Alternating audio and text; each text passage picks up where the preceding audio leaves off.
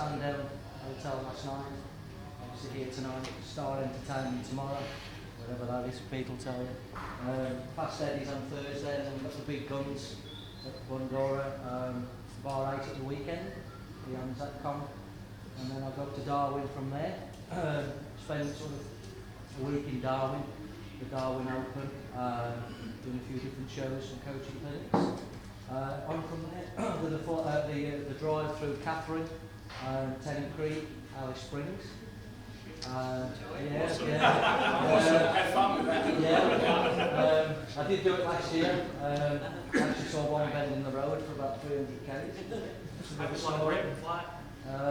Then fly from there to Adelaide, Adelaide to Canberra, Canberra to Tassie, Tassie back to Adelaide, up to the Barossa Valley, Broken Hill, back to Adelaide, Horsham, Mount Gambier, and then finally back to England.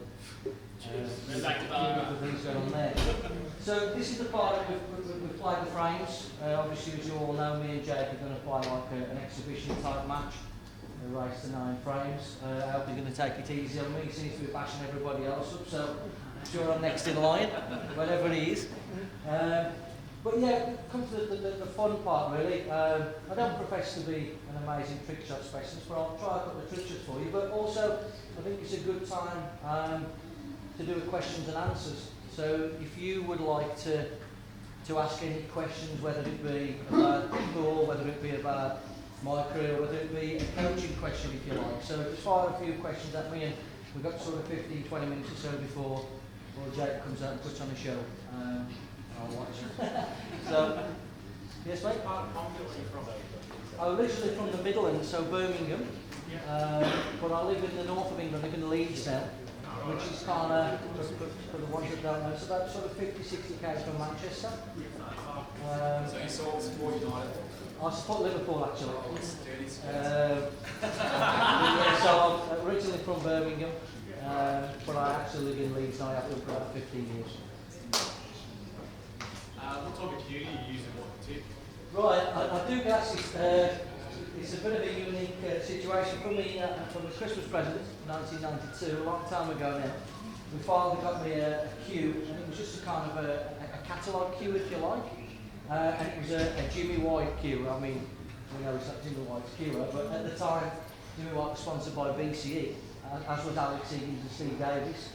There was a mass production of cues come from overseas. Jimmy White endorsed these cues, and he was actually the first one, certainly in the UK, to have the split joint where we now call it the 3/4. Sort of back then, they were all kind of a middle split 2-piece. And Jimmy White was the first player that I can remember. He had the split joint. And you also could screw the extension onto the bottom of the cue as opposed to slipping it on. So my father got me the cue.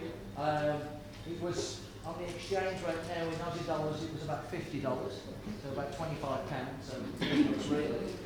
And up until 2012 I used this cue. Unfortunately, through a bit of wear and tear and a few swings off the walls, and I've missed a couple of balls, it kind of had a few bashings. And it was no longer kind of feasible to play with it, just kind of becoming a hindrance. So I took it to a local cue maker called Craftsman Cues in Leeds. But I was really, really adamant that I wanted to keep the top half of the cue, because that is where all the hit of the cue is. And I really liked it, I didn't want to change that. So what they did was, where the 3/4 split used to be, they chopped that off and basically spliced a new butt into the old top half of the cue, the old shaft of the cue. So in effect, that's like kind of 2 cues put together. This part here is 4 years old, and this part here is sort of 25 years old. And when you get a cue, this here we call it the darts, the arrows down the cue. And most people want to look at the darts when they play the shot. But the way a cue is designed is where the plaque is facing upwards. That is where the darts would be. Now if you notice, if you look at mine, the darts aren't in line with the plaque facing up. And the reason for that is, ever since I started playing, I like this part of the cue in the palm of my hand. I don't like it facing upwards because I hold it at the back.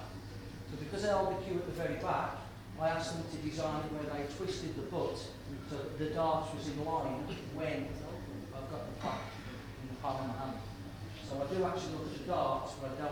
hold the cue facing upwards, I held it to the right hand side.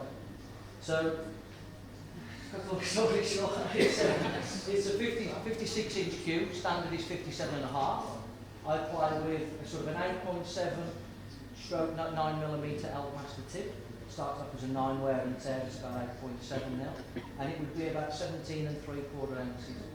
So the top half of the cue is a catalogue $25 piece of ash from out of Mongolia or something, and the bottom half is a craftsman's book. Why 8 ball? Why not like do what Darren Atkinson's has done, go over the 9 ball and make a killing? Yeah, I think for me, the reason why I initially started playing 8 ball was back home. I mean, you do have them here in some places, but most of the tables are coin operated. So even going back sort of what would perceive to be the early 90s, if you like, would be my era of trying to, will I make it, while I make it. You were still maybe talking $7, $8 an hour to play then. And if you've got to practice 5, 6 hours a day, you know, you've either got to have somebody that looks upon you, a club owner, to say, look, I will sponsor you, I'm happy to kind of help you play. On the other side of that, you need rich parents to be able to send you to play. Fortunately, I didn't have either of those. But what the guy who owned the landlord of the local bar, if you like, said, what we're going to do is, we're going to get the beer cloth, and we're going to stuff them down the pockets, so he doesn't have to pay and put the money in for the coins. So of course I could play all day, and basically just throw the balls back on the table. So then I could practice for free. So I never really had the opportunity to take the snooker route purely from a financial reason. The pool reason, that was the reason I could play, and I could play all day virtually, you know, for nothing. Now, going on to, this is probably the question I get asked more than most really, when I do the questions and answer sessions, is the guys sort of went over, sort of 2006, 2007. There was a big tour in the States at the time. A billionaire set up what was called the IPT, the International Pool Tour. And the likes of Ronnie O'Sullivan, the likes of Jimmy White, the American pool players, the 8 ball players all come together. Benny Noonan was there, Quicknan was there, Joel Younger was there, so there was a couple of other guys there as well. To name but a few, I think there was a few others, I don't remember off the top of my head. But when that sort of finished, for whatever reason, I went back to playing 8 ball again. And as much as kind of totally respect what the lads have done, especially where Darren's concerned, there's a lot of flying, there's a lot of living out of a suitcase, there's a lot of kind of hotels and etc. And it just isn't for me, to be quite honest, if I'm being truthful. I'm not a massive lover of the game, and I think to be good at something you've got to love it. But no matter what it is, anything that you do to be great at something, I think you've got to love doing. And playing the game, it just doesn't really do anything for me. I don't really get any kind of kick out of it, if you like. If I run out the balls, I'm a bit kind of, well, so what, you know, big deal, if you like, for me personally. So I found it, I played it for about 6 months, and I kind of thought, you know what, this isn't what I want to be doing. I've played 8 ball all my life, I enjoy it. Maybe you could argue the financial rewards aren't quite what the American pool is. However, I liken it to any kind of job. If you like the job that you do and you're happy with what you get paid, then that's fine. Do you then take the gamble to do a different job, get more salary, but absolutely hate getting to work every day? There's a fine line. There's a fine line between being hungry for money and being happy with what you're doing. And for me personally, I'm happier doing this as opposed to flying around playing American pool.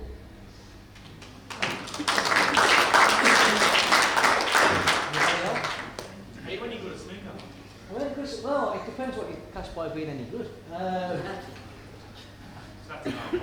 To not blow me on trumpet, I'm good.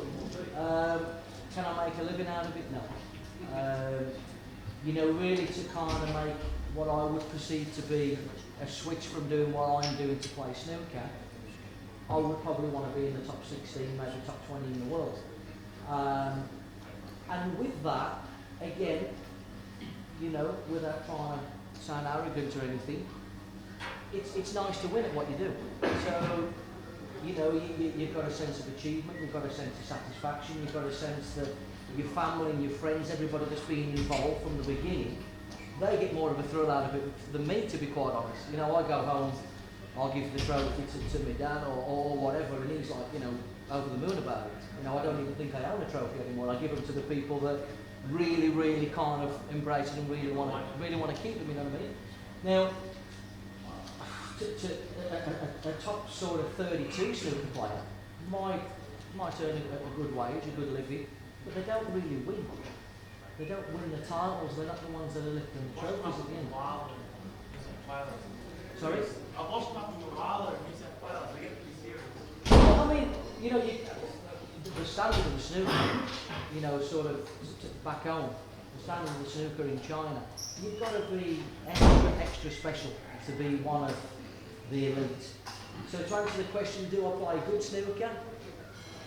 To the average guy, I suppose, yeah. If you used to ask somebody like Neil Robertson if I played good at snooker, he'd probably say no, he's hopeless. That's kind of where your level's at, you know what I mean? But yeah. Mick, how do you handle pressure and how do you handle a bad shot that's going to cost you the frame? How do you stop that costing you the next one? Well, it's interesting. Back home, I've got a coaching academy. I do a lot of coaching, sort of Monday to Friday. That's kind of what I do. I've got my own club now, so it's easy. I can kind of come and go as I please, and you know, I've got the run of the place, if you like.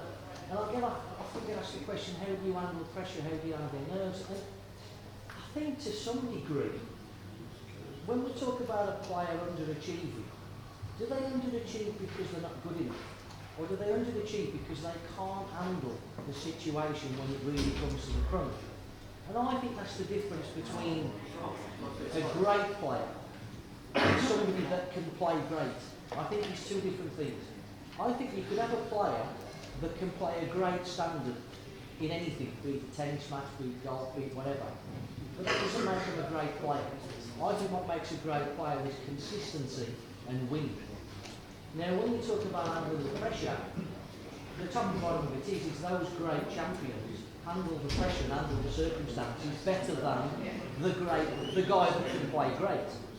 Now, I don't particularly think that you can learn it as such, but I think what you can do is I think you can keep putting yourself in a position where you keep knocking on the door, and eventually the door opens, and then he proves something to you. I think that you can tell somebody till the cows come home that do this, do that, do that, do that. But unless you believe it yourself, it doesn't matter how many times somebody else is going to tell you. And I think what basically comes with that is I think if you keep doing it, keep persevering, let's take the snooker. You know, you have guys like Stuart Wheeler, they've been professionals 25 years. All of a sudden he wins the world title at snooker. Well, where has he been for the other 25 years? So something's happened 2 or 3 years ago.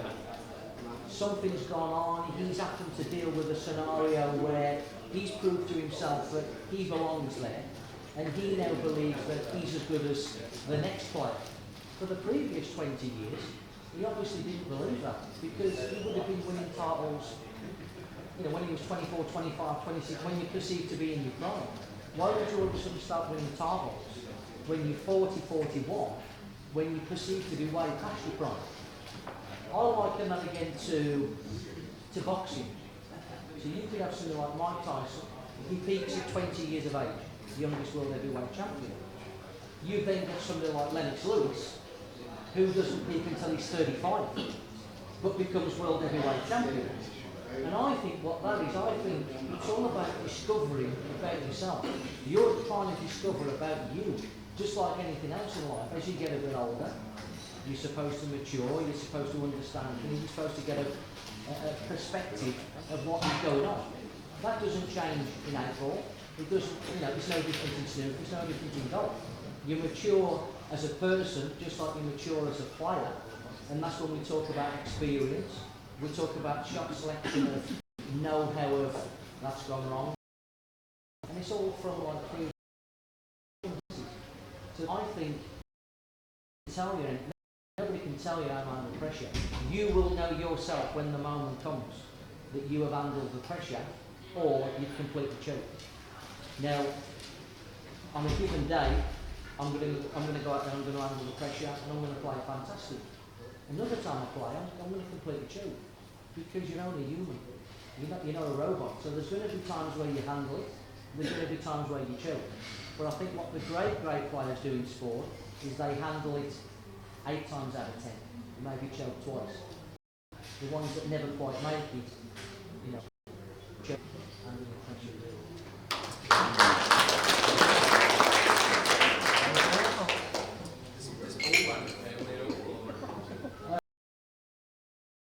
Dad got me involved. My brother could play 10 hours a day, and he told, I don't think he'd mind me saying. I think what happens is, I think no matter what you do, you were kind of put here to do something. But what I think sometimes is that particular person doesn't discover what they were actually put here to do. So for argument's sake, we could have someone in here who is fanatic. Maybe they're supposed to be playing darts. Maybe the person that's playing darts pretty good was meant to be here to be a golfer.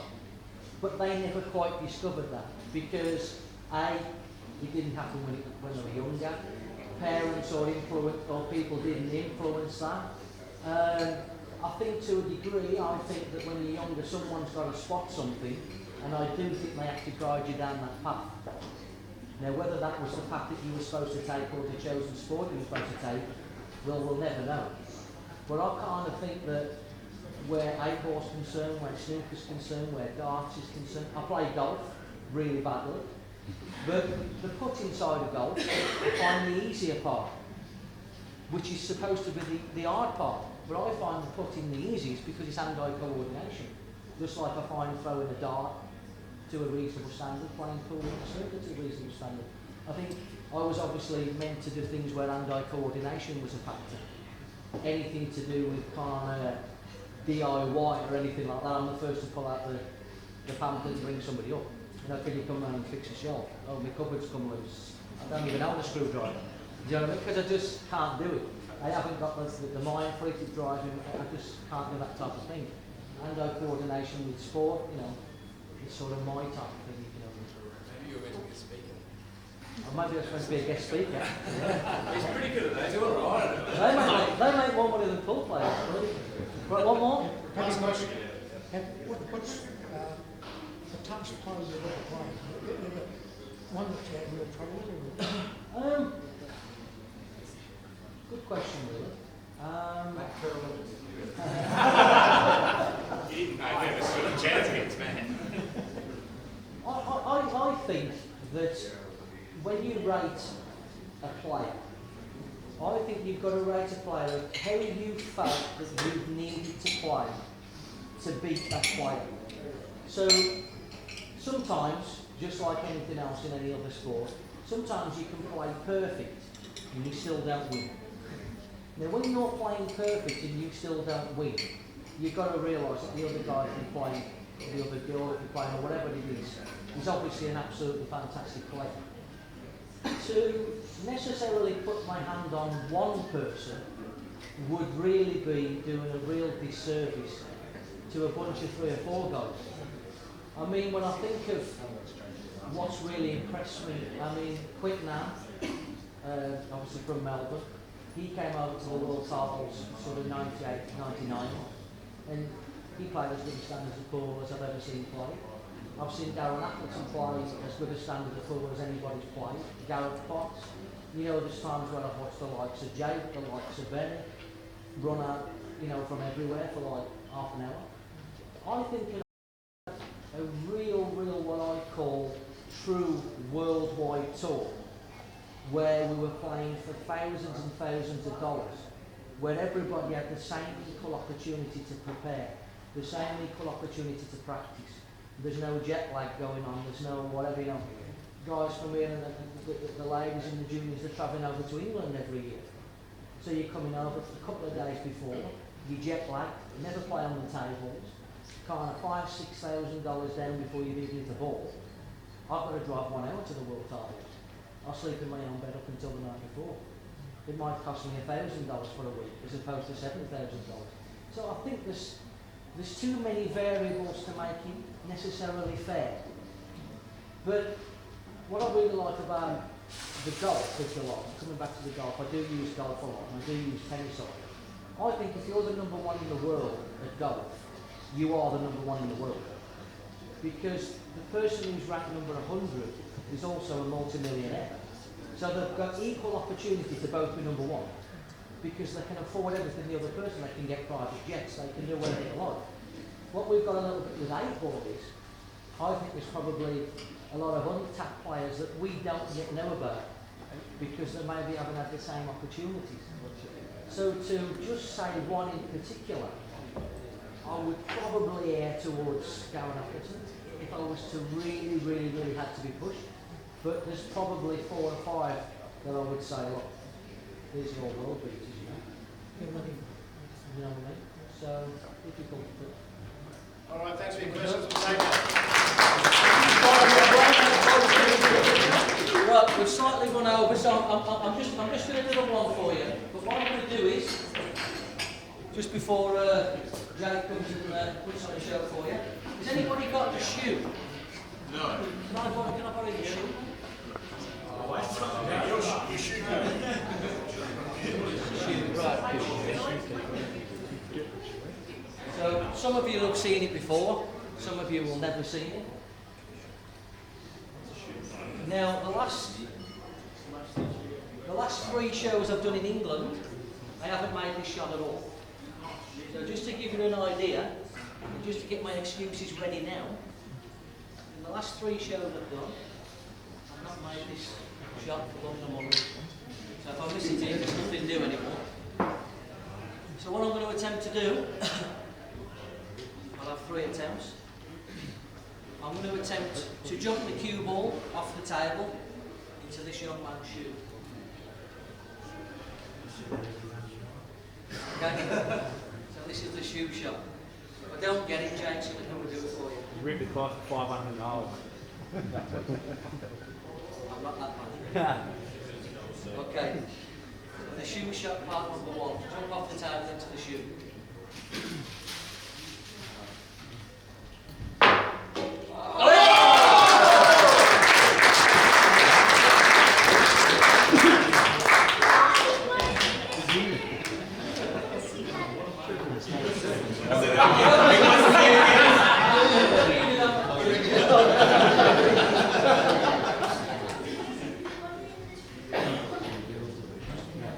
Well, that's what you call one. Jakey, yeah, well, Jake. 11-5, right? Grab a drink. Yeah, Kick off and then.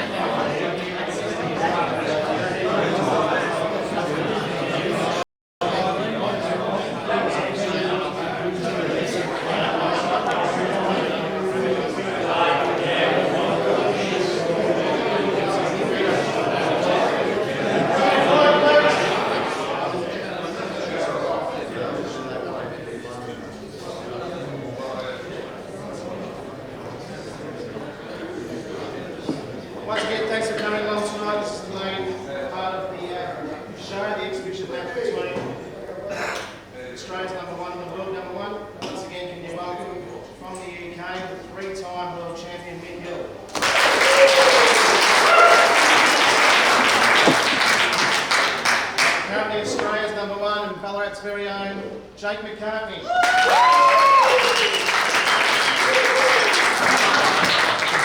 Thanks for your support in the raffle. We'll probably get another one going at the interval. Maybe I'll get you to find the winner there, please. Brad.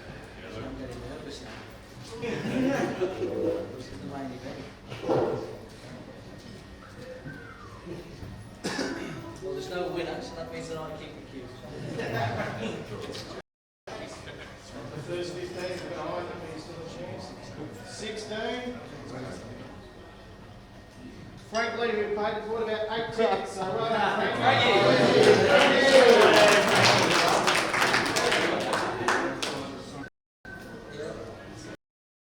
Formality set for the exchange. Mojo's, where we are just about to start an exhibition match between world number 1 Mick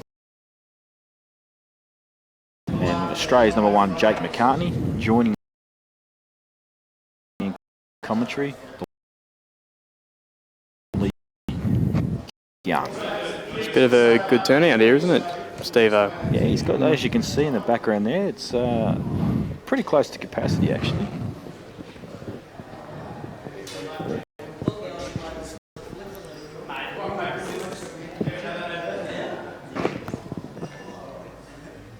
So it looks like they're going to lag off for the break. Playing a race to 9, as you can see on your screen. Jake decides to wait for Mick to lag so he can judge his pace a bit better. And just wins.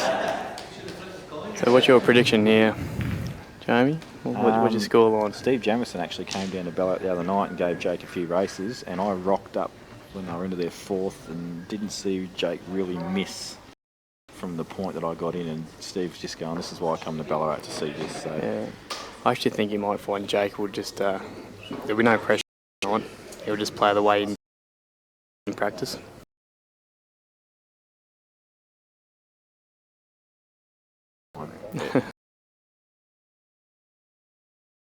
Only thing he might attack, and that could cause some issues for him, but try to put on a better show. Exactly, yeah. And this will, as I've already been told by Travis Martin, who nicely mentioned, I was hoping no one would, that it would really test my shot calling ability tonight.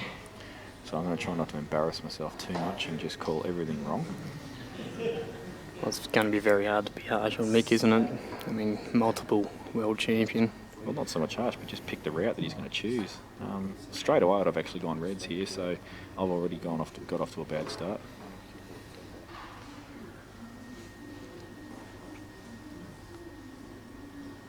And I don't know about you, Nick, but I think if Jake wants to pot out right now, he may have to take this double on straight away. I don't think he's got an angle on this yellow that's going into the pocket first. Well, this shot will decide if he's going to be attacking tonight or just going to pull up a bit. He's played it off the red nicely. A little bit unlucky to get the double kiss there. Was a little stiff, I agree. It'll be close to a touching ball here too, so if it is touching, it's more of an advantage to Jake here. Yeah, if it's not, he may flick off the ball on the left side cushion and take the wide off 2 rails and try and just sneak in behind his up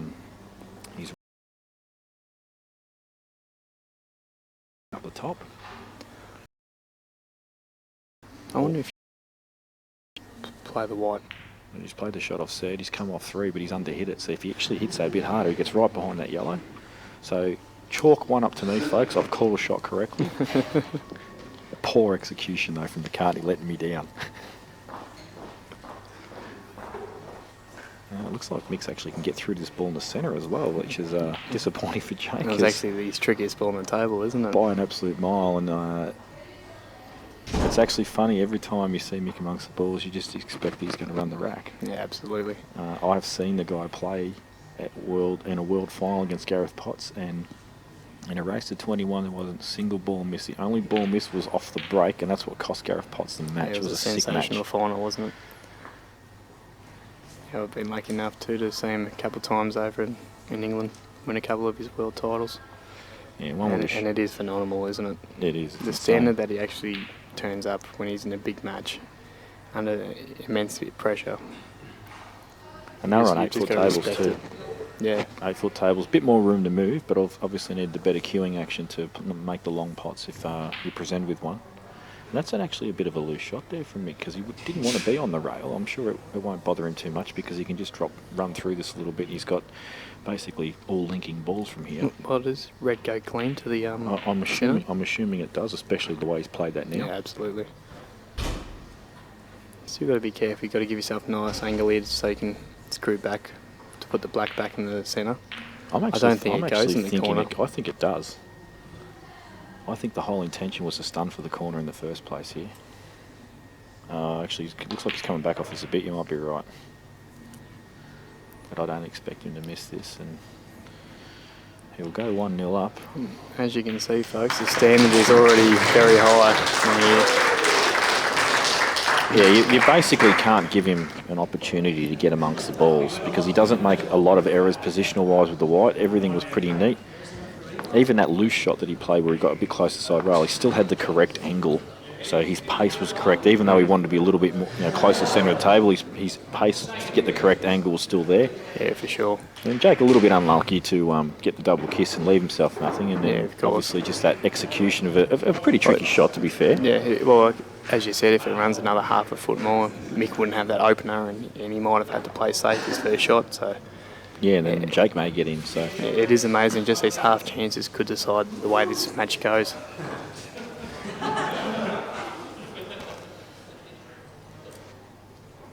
Brad Baker decided he's going to be a professional umpire and do the score call every frame. I don't know if he knows the full rules, does he? I don't think Brad's actually... Has he actually ever potted ball in his life, old Brad Baker? Good call. I did see him have a frame once, but I don't think I saw him pot one.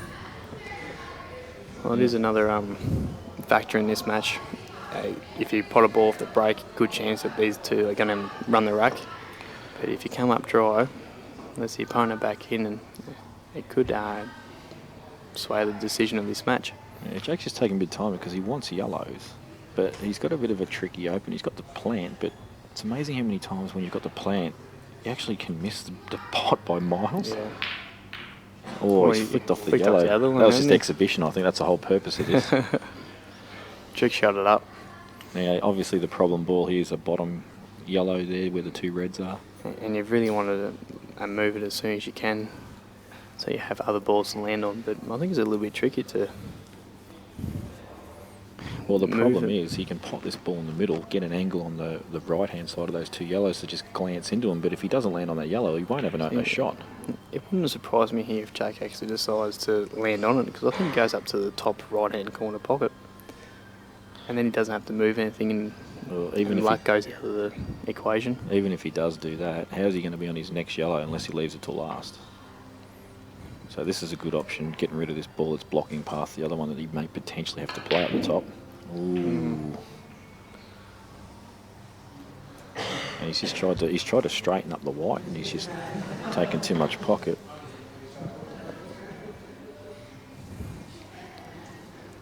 I know it's only 1-0 at the moment, but that shot right there, that is a chance.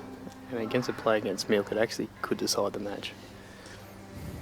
You only have to give them a little sneak, and they will make you pay. Yeah, it's actually funny, you play your tournaments around Australia, and if you draw Jake and then you do that against him, you're saying exactly the same thing. Yeah, You've got to absolutely. take those chances, and now Jake's faced with a situation where he's in the position where he's got to take those chances every time now, Yeah, otherwise he's course. going to get rolled. Look, and it's very rare that you see Jake not favourite in a match. And look at this, Mick's decided he's not going to have a dip, probably because it was a fairly tricky. He had lots of areas in the table where he had to negotiate traffic and move balls and things like that, so he's just made sure he's got a good white. Just shows a lot of respect for Jake too. Yeah, look, he actually rates Jake and Ben Noonan as probably, sorry to the people out there that may be offended, but I'm pretty sure he rates those two as the most dangerous two players in the country. And look, one can't blame him. I mean, if you look at what Benny's done, he's done more than anyone world level. And Jake seems to be the guy winning most of the tournaments these days. So, or at least getting to the business end. But big guns will be interesting because you've got some well-known informed players. Justin Sage comes to mind. There's a lot of hype on him at the moment. He's been playing very well. He's getting deep in most tournaments he plays, and if not winning them. Rusty's always dangerous. You know, James Delahunty, if he gets going, I'm telling you now, he's a freak show. So there's heaps of good players. And you've also got old schools. Well, even Michael Scarry's won the last 2 Australian titles. He's a massive show. Yep, and Robbo's always hitting the ball. Him and Michael are joined at the hip, and they practice pool 36 hours a day. Have we got any more internationals that have come out? No, we haven't, and that is a shocker there from Mick. That's the first error. He's actually not even hit the jaws. I don't think I've actually ever seen him do that, so No. he must be feeling the factor from McCartney like the rest of us do. He's only human. Yeah, I think he focused too much on the cannon there and forgot to pot the ball. A common error that anyone can make. Oh, that's a shit shot from Jake. I was just about to say, very rare that you see Mick make a miss, and you've got to make it pay. I can't believe how That's bad horrible. Well, you had to play that with top and left hand side. Yeah. He's just like played a run through. So can McCartney pull out a genius shot to recover? Because he will not get back to the table if he leaves Mick a potty. Well, there isn't a pot on, is there? So the only option is to... Well, he needs to get the Oh, white. yeah. He needs to get the white in a position where Mick can't pot a ball, and that's not an easy feat either. But he has. Well, he's left It's him on the not bad, toughest is it? ball. The only thing, I think Mick can just run off this and put the white pretty much in a similar position than where it was, and Jake's balls actually haven't advanced. Well, look at this. He's going across table, and I like this shot. This basically puts Jake under the hammer. Although he did leave the gap, he still has left Jake long and tough. Now, both those shots for people at home wanting to learn options, Jake's played the only shot that he could to make the frame way difficult for Mick, and even to a point where he's decided not to take the pot on. And now Mick's played a shot in a similar fashion where he's forcing his opponent to make a big shot. Do you think Jake would play this with a bit of top to get the white to the back rail? Yeah, he's struggling Yeah. out there. And I don't care what people say. I know it's hard. I know it's easy to just say, I play the balls, I don't think about who I'm playing. When you're out there and you're playing someone that's at this level, you can't help but just pop it in the head now and then. Of course. And it's always at that last strike when you're Yeah. about to hit the cue ball. And Mick just says, have another dead yellow there, Jake.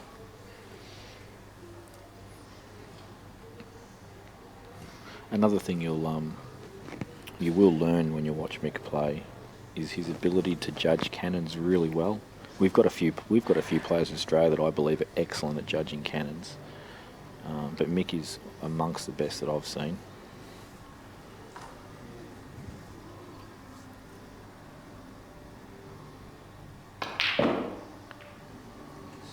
I don't think he meant that cannon. Beautiful cannon, wasn't it? Yeah, I don't think he played for that one. Another thing too that he's exceptional at is his ability to, when he's running the white off one or two rails, and he's got to just miss a ball or pick a gap. He plays that shot, so he does just miss the ball that he's got to get past. So with extreme accuracy, and I think I made comment to this one year on a previous stream how he's so good at doing that. And this just for a couple of shots there, it looked, sort of a little dodgy, but now it looks all pretty straightforward. Yes, you've got to get on this ball into black, but I think it goes in the centre quite easily, doesn't it? Which would be a last ball. yeah, I think you'll want to play the white just a little bit further down than it is now, even if he just goes right up the end of the table. But yeah, so he's just trying to get it down a little further. Probably would have liked it to go down a bit further than that. Because then you could have just played a little stun off the bottom rail and been right behind it. Now you've got to kind of drag it with some left-hand side and try and just float across a little more. So much more controlled shot required on this, unless he goes right round the angles, of course. But I don't think it goes in the corner, does it? So yeah, here's the drag with some side. As you can see, well played. 2 at sea. Tell you what, I'll tell you all what. right with the shot calls tonight, Nick. All right, you're up and about. Something different for a change, eh? Oh, wowza. One would think that he actually meant that. Yeah. Well, you got to give him a chance, don't you? Jake will drop a snooker in here, surely. Surely Drakey drops a snooker in here. Layer up for the viewers at home. This is going to be the best layer shot you're going to see McCartney play to the old snooker. Well, it's a, Don't know if that's any good, is it? I think it's any good. I bet you his table's rolling on him. His own table's not running. You can only blame the owner for that, can't you? Terrible table maintenance from the owner, being Jake McCartney, of his own table. Well, if it hasn't rolled, that is actually inexcusable. Yeah, it's a shocking shot. I mean, even if he hits, he could have cannoned the other yellow and been fat behind the other one, so there is no excuse. Looks like he's got partial snooker, so Mick's coming off side roll. Very gettable. Swerving. Oh, you too. He's swerving. And it actually didn't look like much of a swerve either. So No, he's just bent it a touch. That's a shocker there by Jake.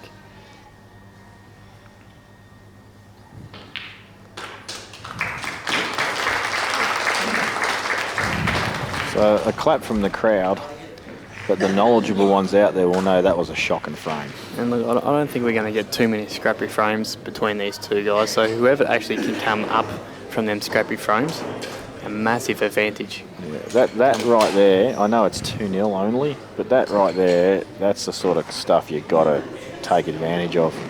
Simple as that. Mick Hill leads 2-0. So how many viewers have we got, Dan, at the moment? 170. I reckon we nearly could be on world record pace here. World record pace. 2 number ones.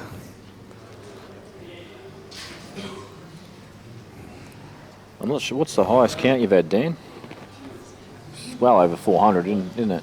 You've had 400 to 500 before, and national titles and stuff. Surely there's nothing else to do on a Tuesday night than watch two great pool players just do their stuff.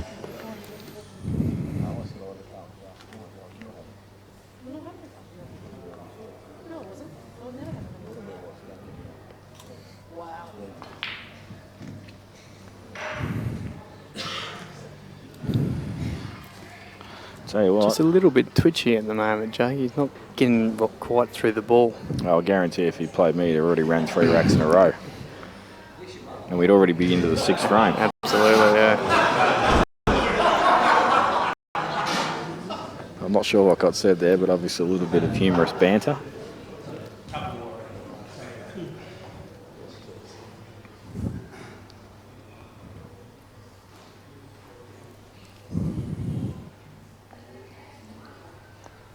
So this shot basically to run another rack. Oh, he's playing safety. Yeah, so that is definitely not a shot that he would normally play. I promise you, 100 million miles an hour, there's no way he would normally play that shot. What would actually make you pull up then, though? That, like you're 2-0 up. Surely it's all going with you. Matt belt the crap out of the hometown hero. So, well, I would too. I've never battled the crap out of him. I did when he was young, so well, for the last 5 years. But having said that, you know, if he gets that wide a bit tighter behind the reds. Yeah, of course. So.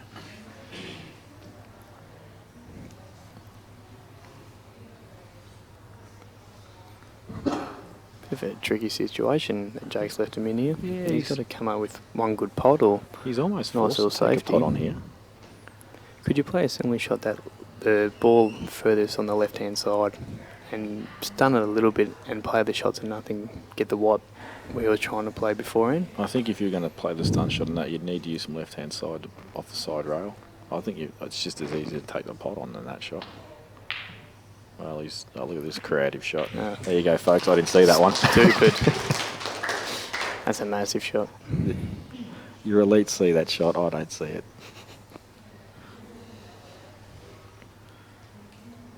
I'll guarantee Jake would have seen that shot too. He would have been like, oh, God, I've just left him something easy.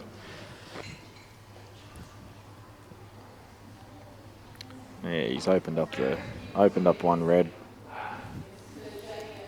And look at that. If identified the hardest ball on the table right there, and he tried to get on it as soon as he can.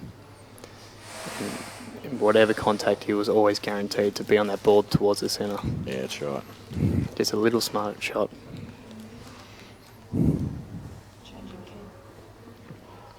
Yeah, and you'll find that the top players will always, when they play for a cannon like that, try and develop a bad ball. They will have a backup ball to be on in case the ball they've tried to cannon they don't land on. They doesn't want to kill the red with the yellow on the side rail there. The thing is, to get the wide out, if you're going to play that ball, you've actually got to play with pace. I reckon he's going to try and clear this yellow. Yeah, you see, he's tried to clear it to make a path for the red that he was sort of just cannoned before. Available in both corner pockets. Well, it's much easier, I think, to play it in the right corner because there's more area of the table you can land on to get straighter on it. Not quite sure if he has cleared it. No, he may have half a pocket.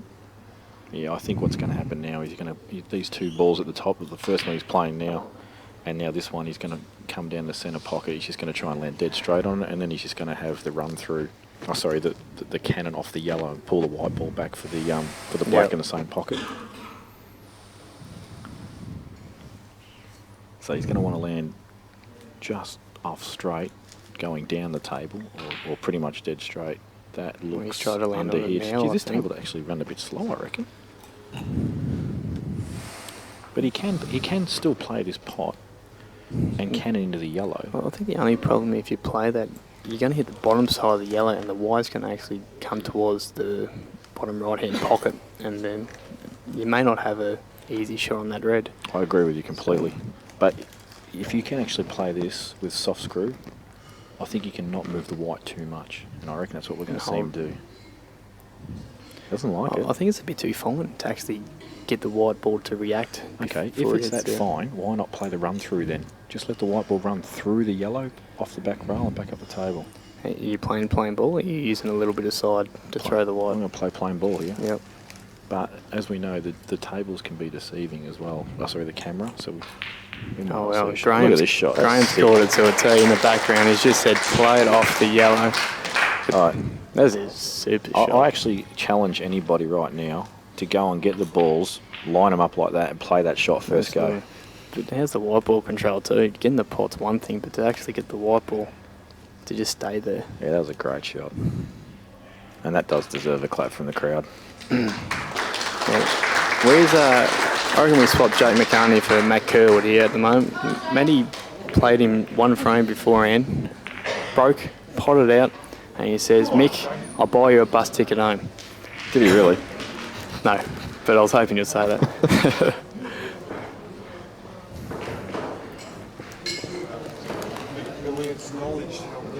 Yes. Cheers, mate. Bit of crowd coming out of it.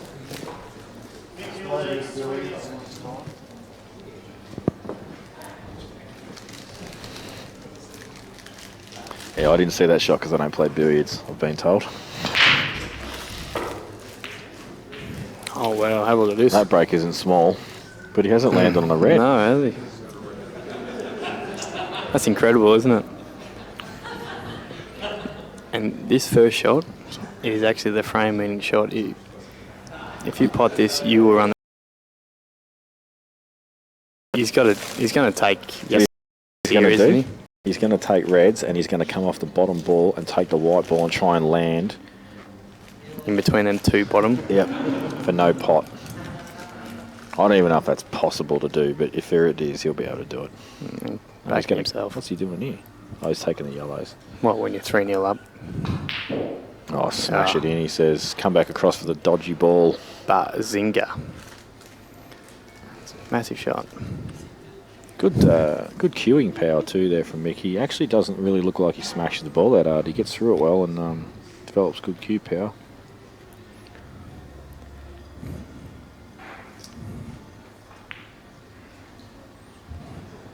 And this frame is definitely going to be over unless he decides to give Jake a chance.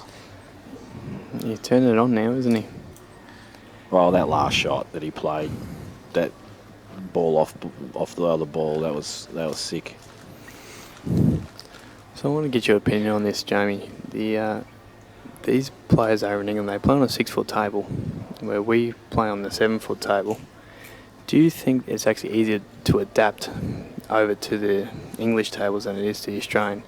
I think it's easy to adapt to the Australian tables, and I'll tell you the reason why is because the centre pocket cuts are rounder. You can pot them in the centre from greater angles. they're not used to that until they adapt to the table. Yep. There's a little bit more room to move on these tables. I think the only thing that they might struggle with initially is they get all the good cloth and we get all the second-rate crap. Yep. In comparison to what they have. Their cloth's so quick, to be honest, and I'll probably cop a grilling out of this, but I do not see the big thing about their tables. I think they are complete rubbish. Yeah. You can't punch balls in the centres with any pace without them jumping out half the time. They have, where the wood is on these tables, theirs is like twice the size, and along there's like this line that sticks out, so when you're queuing across it you can feel it. Just uncomfortable things that just don't need to be part of the table. So yeah, I completely agree with you to an extent. I think if we could actually get that cloth and have that super silk playing conditions, I would like our tables better, but because I've had the privilege to play on their tables and their quickness, I think it's a lot easier to run racks. Yeah, look, don't get me wrong, I loved playing on the tables. They actually make you play well because of the speed and also the pockets at the corners are slightly square cut too, so you can actually play them down the rail a bit easier, I reckon, than our tables. Yep, for sure. So I think there's advantages and disadvantages, but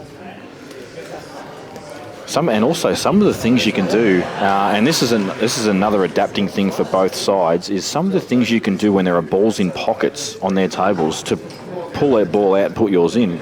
Unbelievable. Yeah. Compared to ours, where if any double kiss, because the pockets are round to cut, they just pop their ball. Yeah. I think that also going from their tables to ours is just a space you have to move the white ball. That extra foot, it may only be a 1 foot, but it's actually a massive thing. Oh, it's huge. And when we go over there, if you try and play the white off 2 rails, it's a totally different angle. Yeah, of course. And instead of landing a 5-cent piece, you can actually afford to land on a 50-cent piece, you know? That's right. And it's a lot bigger than what you think. Benny Noonan's got a mention because he's dumped the white straight in the middle, and no idea why we call it a Benny Noonan, maybe because he does it every second break, but... Tell you what, if Mick runs his rack, I reckon he should play left-hand. Can he play left-handed? I don't know. He probably can, and he'll beat him 9-0 and make a real fool of Jake, but... We want this match for the viewers, don't we? Well, I think heel match. Even though this is a exhibition match, I think Jake will be annoyed if he gets flogged, because this is a potential potential big guns match. Yeah, of course. Where the real coin is. And could play mind games later on in that comp if they do end up drawing themselves in the business end. If he's just come up and got an absolute smashing, I mean, there's going to be a lot of things running through your head, isn't there? Yeah, I think Jake's probably not 100% switched on at the moment either, like in the full zone. Yep. But still, I think he would still be treating this relatively seriously, where he wants to win some frames. But Mick's taken 3 days here, so we're going to put him on the slowest player in Australia.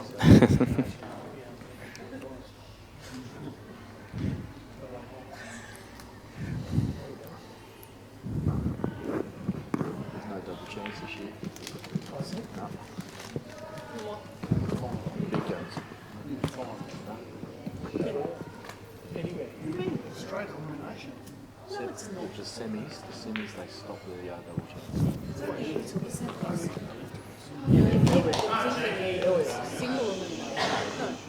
double chance. Yeah, we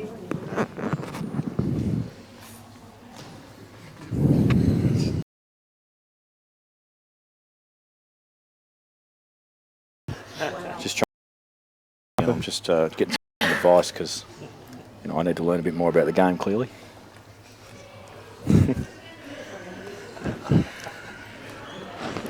This could go further than PJ rated to you, shortly. Well, I'm not sure because.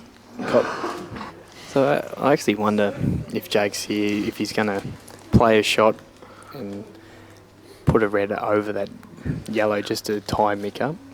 I think Jake's going to have a dip. I think he's going to try and get an angle on this bottom red with like what's on the black spot snooker and just try and cannon the other one out. Okay. Because I think he gives Mick too much respect to give him 2 shots or to put himself in a tactical frame. The way I look at this, Nick, that yellow over the hole is such an easy ball to just extract that yellow. And as long as Mick can get the white ball out and, sort of towards centre table, he's going to have another ball. So I just think Jake's going to have to say, well, I've got to develop this frame. And Jake is one of the best players to identify when it is time to go and when it is time to pull up. There's just not in a million years can you afford to pot the yellow over the hole with the red here and give him two. He just kicks the yellow straight out and they're all in the open again and he goes game in one. Not happening. I don't know if he is having a crack, is he? Yeah, he is. This is a big shot. And he's got to use some side with this. And need a bit of luck. There's the side, missed the pot, and then he's left the yellow as well. Well, disastrous. The smallest little result at the top by making them slightly together, but problem is there's balls to just land on them. Or if you run out of position, you can always just lay behind it. But, yeah, well, that's true, but he's not going I think he's going to have a crack there, yeah.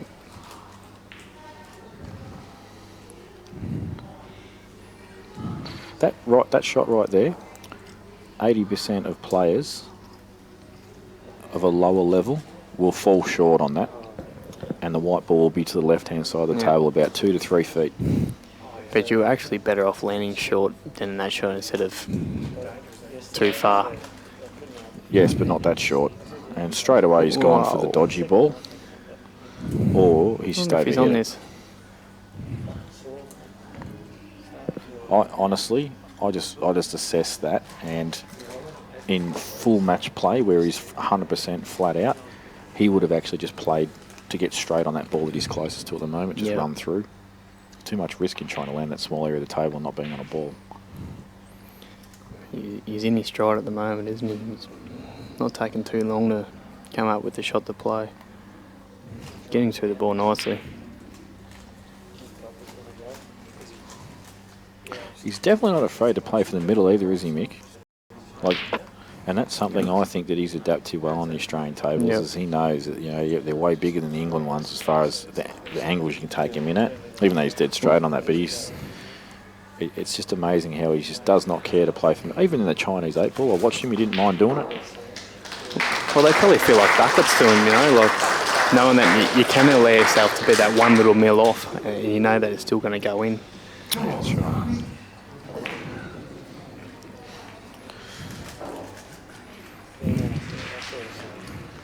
It's best 2 out of 3, isn't it? Well, I'm not sure if this is a 9-0 whether they'll play again or not. I think we might have enough time. We might. The way it's going at the moment. If they were factoring in the fact that it could have been a 9-8, then we've got time to play another match if this is a whitewash. Surely Jake runs one rack.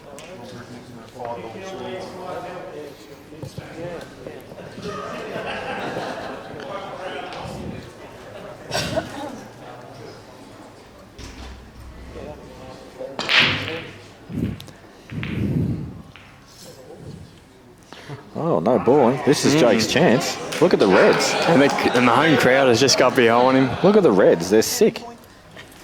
If he misses this ball, I'm going to throw a cue at him. Oh, yes, he's up and about. Tell you what, he didn't mind using some jaw.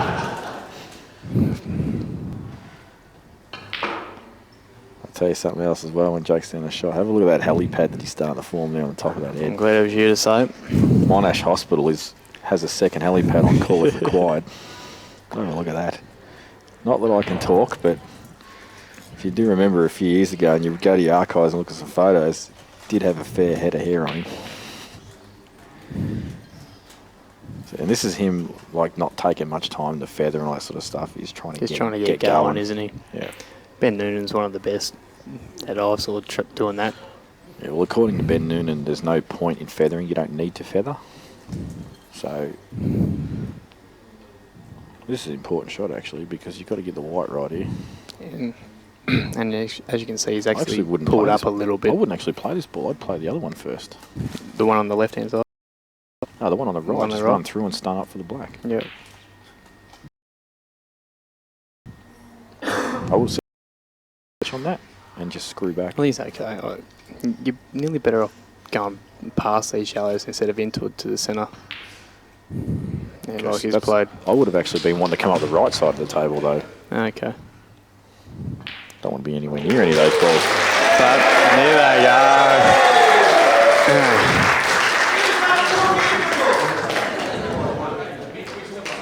Oh, the pressure's off him now. He's avoided the whitewash.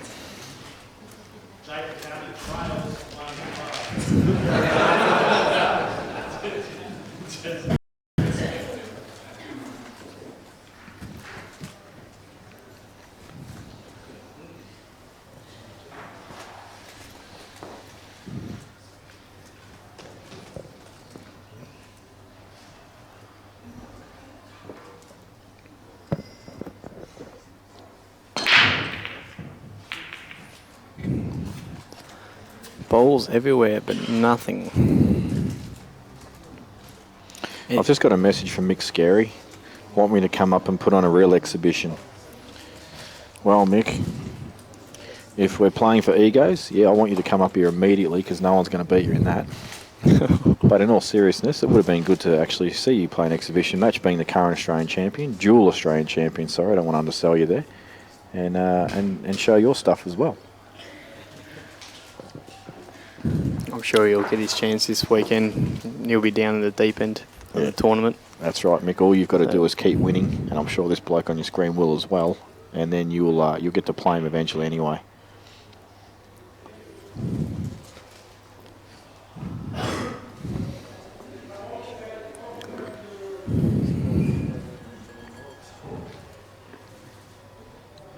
So that's Mick Scary's plug for the night.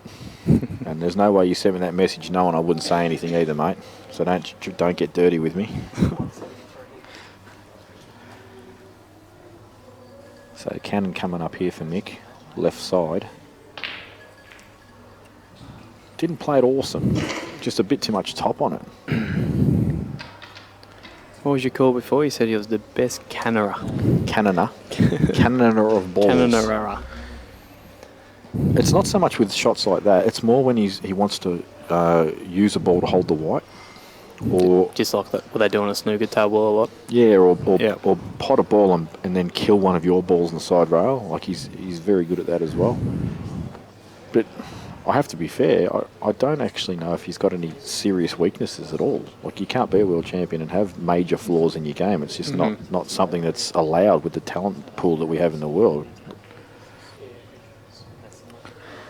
And while we're talking about talent pools, this year Australian team's talent pool is quite large, and if they're going to win one would suggest it will be this year. I actually might stand for the women as well. Yeah, very strong side, isn't it? Is Jake still going? As far as I know, he is. Yep. I don't think he knows if he's Arthur or Martha these days, as far as where he's going to what. But as far I haven't been told he's pulled out. Good shot though from Jake. Now this ball, top left there, that red near the yellow, that is a massive problem ball for Jake at the moment. Can you move it now? I wonder if you can get the pot and angle and screw into it. If you can get the rail first, and perfect. play rail first, yeah. Well, he's missed it, but that's okay. Not great. Yeah, it's a little bit of insurance where that red has actually landed though. Like you can actually play this red down the rail now, and if in or over, and then you can still make it out. This match, I like this red. Jake's just seeing what will I leave him here if I put this over. If he does do that, you are leaving Mick the double back on that yellow that he's about to cover back inside that red, and could potentially kill the red and land your yellow back over the hole. And tell you what, if you can get the red dead and the yellow right over the hole, that is a sick shot. The chances are that you're going to leave the red on the bottom rail available to left pocket after yellow doesn't go over it neatly. Well, if I'm going to back anyone, I'm backing the world champion. Yeah, I don't even reckon you played that shot. Well, Jake's tried to play that off the yellow. You sure? I thought he was trying to double it back inside the other corner. The shot that Mick was going to play. I'll tell you something now. Jake is one of the best players of playing shots like that, like off another ball. That was a shocker. Yeah. Well, there's no way he's gone for the pot. He's missed by 4 foot. He's just given Mick a massive opportunity as well to get amongst this top gear stuff as well, and maybe get an extraction or put the yellow over the kick. Don't put over the kick. That's just weak. I reckon play the 4-rail extraction. Well, I think the red's in the way. Oh, look at this. It's going to Donny Cobb, a special. There's the white ball as well. And I can tell you something now, that is actually the key to that shot. It's not the ball over the hole, it's the white ball. Like, yes, obviously the red yellow's got to go over the hole neat, but he didn't accidentally put the white there. He played to put the white there, and that's advanced play. It is, isn't it? Most people just, put the white ball over the hole, the white ball will stay on the side rail or something and leave some kind of chance. That's A class. And the thing with that shot, if you hit that any harder or any softer, you're going to leave on other reds, so you play it to an absolute tee. I think Jake's got to get this out though. Well, while that yellow is up there and tied up, How about playing the markers double, but play to put it onto the black? and screw the... I say not going for the pot, trying to kill the black. Just trying to smother the black, yeah. It's something, isn't it? Or you can cover this. You can play the red onto the yellow and just smother the yellow.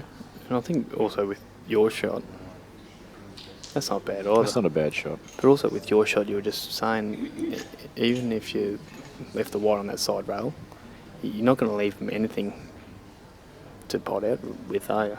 Well, not without him getting a really good extraction or a good double or something like that. So even when you're playing someone at world level, you've still got to be smart about it and say, okay, well, what's the percentages of them doing something, that they've got to get a tough ball out with, and it's still not going to be a high percentage regardless of who you are. You can't be scared to leave them, a 20% chance. It's better than taking on some crazy shot and then leaving them an 80% chance. And I think Jake just needs to keep reminding himself that he is a world-class player too, and Mick is still fearing of him. Well, Jake just needs to think about who he is. He doesn't need to think about who the other bloke is.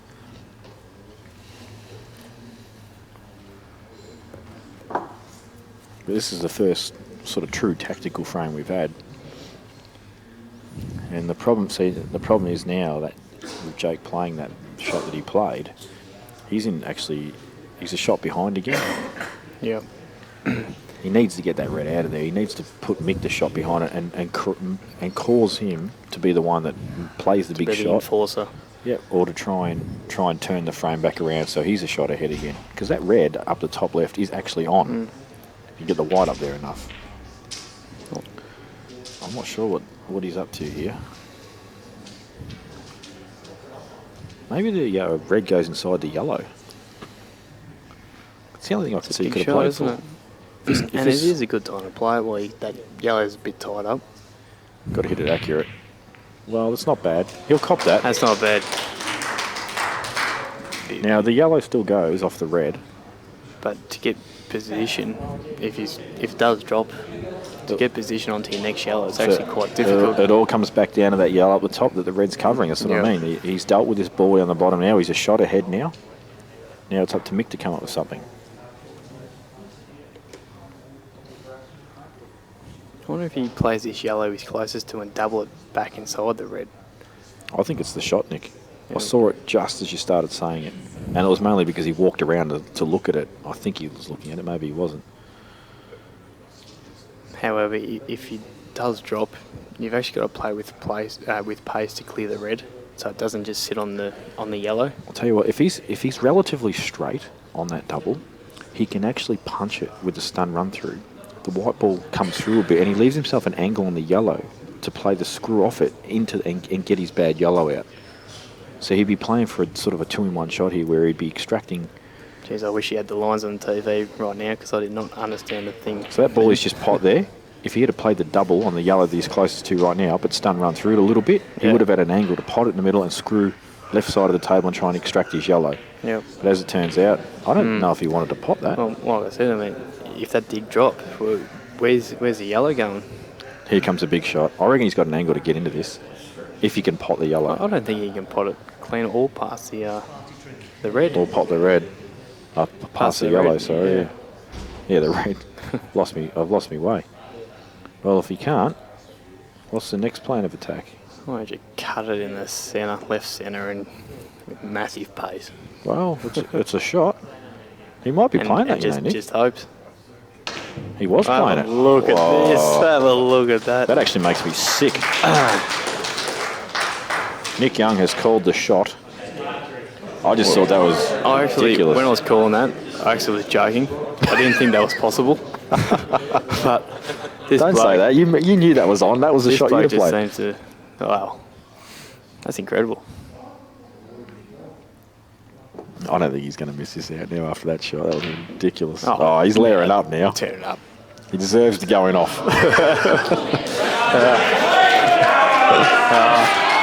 That's what we want to see, though. We want a bit of entertainment for the crowd. Yeah, like, folks, you know that he wouldn't have done that. But this is an exhibition match.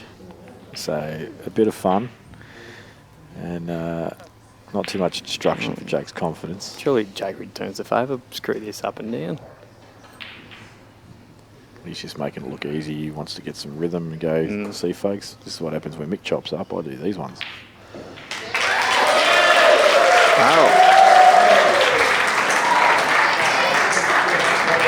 And a lot of support there for Jake, but look at this shot on the replay. Insane. And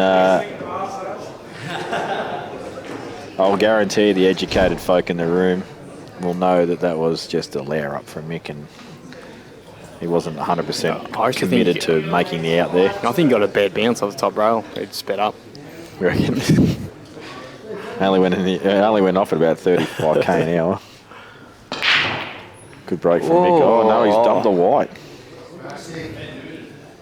Oh, gets put on the Ben Noonan, and look at these yellows. Or do you actually look at the reds? Actually, Reds. sorry. Red. I want to get rid of that one opening ball on the bottom rail, and it's just how you doing. Quite nice, aren't they? But I mean, yellows are okay as well. I would actually back Jake to pot out on both. Well, he's colours taking here. yellows. He's going to go for the extraction first shot. The reason I changed my mind to reds is because there's no extractions required. Yeah, of course. But now he's got that extraction. They're actually all roll-ins, aren't they? They are. This is actually the key shot right now. Well, I actually wouldn't. I'd pop the ball over the hole first here. You've got to be careful though, because you've got to screw around the angles, and you've actually got to land in a small area. Where if you just back yourself to knock this in, now it's just ABC really. Actually, now that Dan's gone to that table view that we can see right now, that yellow is actually a bit closer to the rail than I thought. I thought it was out a fair bit. All right, okay. One good positional shot here from McCartney, so he's going to be playing this with some left-hand side to go through the gap of those two reds and land for the centre pocket. Just like that. Pace is lacking. A little bit under. See, but he's landed on the corner perfect. Yeah, haven't you? It's actually amazing that shot. I reckon if Jake goes back and look at it, he'll actually, you can afford to run too far with that shot instead of under. Yeah, I agree. Shouldn't miss this though for a player of his ability. Ooh. Sort of kiss off the jaw then, didn't it? Did a little bit, and you should bang this in as well and go 3-5. There he goes. The comebacks are all. The crowd's got behind him. Graham Wright actually just said before, I predict a 5-all coming up when he was 5-0 down. So I reckon Graham's been given the script. Well, I'm actually pretty sure Jake took him out for tea tonight, and he actually whispered him when they were paying the bill, said, "You know it's going to be an 8-all match tonight, don't you?" Yeah, I think Mick said, "Look, Jakey, I'm going to humiliate you for the first 5 frames, and then you're going to come back and get to 5-all, and then we're going to go frame for frame to 8-all, and then you're going to lose 9-8." But how good would it be if it was a Dennis Taylor, Steve Davis black ball final frame? And if I'm not mistaken, because I do remember that from when I was a young kid, and Whispering Ted Lowe was commentating that, and there was one shot where they were on the black, and he goes, and I've always wanted to use this line in 8-ball, but I just haven't been given the opportunities there, and he goes, "This shot for a place in the semi-finals," and he's overdone it. But I haven't had a chance to use it yet. But I just did. I'll block that out then. Don't make that go live. Yeah, don't let it go live, Dan. I want to use that at Big Guns. So Jake now faced with a decision on what colour he wants to go. My initial reaction is reds. And I am wrong. Again, he disagrees with you. Of course he does. Oh, no, hang on. Oh, Sorry, I didn't realise he was actually on them already. That's a very bad layup there from Jake. It's actually amazing how many times you see someone try and put a ball over the hole like that, and then they're sort of forced to commit, and then they just make an out. Yeah. That annoys me more than them putting the ball over the hole and putting me in trouble. As the opponent, you look at the situation right now, and you're licking your lips, and you're thinking, I'm getting back to the table here. And then next minute, 2 minutes later. Nice. Yep. So look, he's still on there. He makes his ball. He's a big show. This yellow that's on the left side row, do you think it passes the red of the corner, or do you think he's got to kick, or do you think he's got to kick it out? Or double it? Oh, I reckon he had to kick it out.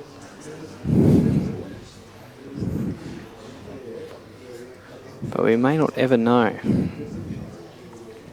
Yeah, Mick's going to take his ball in the centre first. Absolutely, and as soon as he gets that, he's on to the other one. That goes down the left corner.